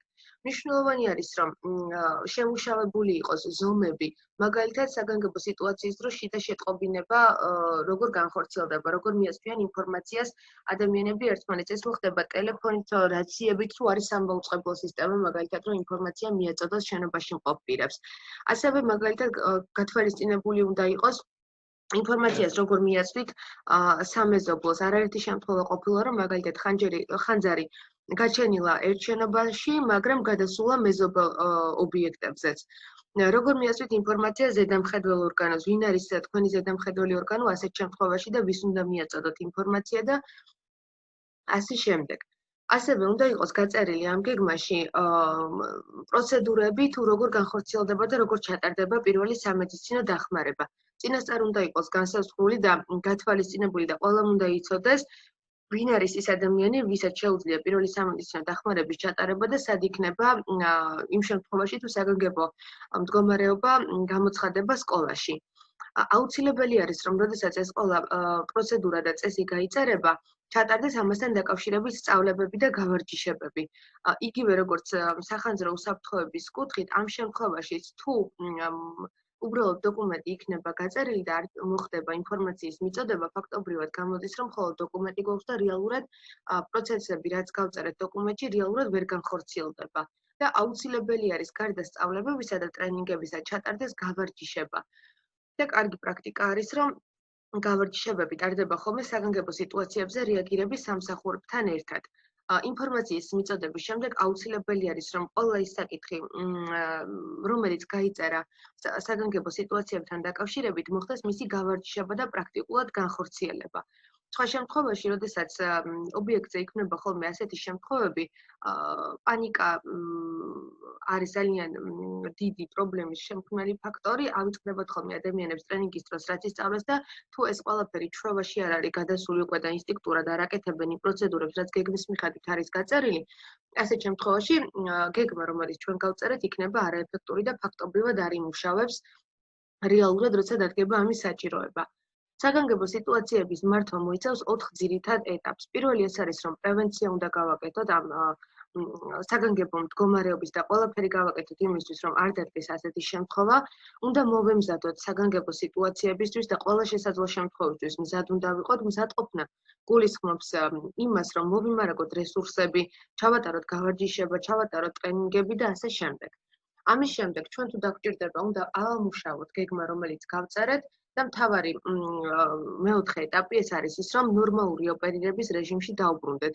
ანუ უმტკივნეულოდ და რაც შეიძლება სწრაფად ნაკლები დანაკარგებით და ნაკლები მსხვერპლით დავუბრუნდეთ ისევ ნორმალურ საგანმანათლებლო პროცესს და შემდეგ ეს ჯაჭვი ისევ მიდის თავიდან იწყება პრევენციით და მიყვება სტრუქტურულად ისევ ერთმანეთს. მოკლედ ეს არის ის 4 ძირითადი ციკლი, რომელიც მოიცავს საგანგებო სიტუაციების მართვის საკითხს. საგანგებო მდგომარეობისთვის მომზადების 5 ძირითადი საფეხური არსებობს. ეს არის ბოლო საკითხი, რომელზეც მინდა ინფორმაცია მოგაწოდოთ ამ მოდულში. პირველ რიგში აუცილებლად უნდა განსაზღვროთ პრიორიტეტული შემთხვევები და უნდა მოემზადოთ ყველა შესაძლო საგანგებო სიტუაციისთვის. ამის შემდეგ ეს ყველაფერი უნდა დადოკუმენტირდეს და დატრენინგდეს ორგანიზაცია.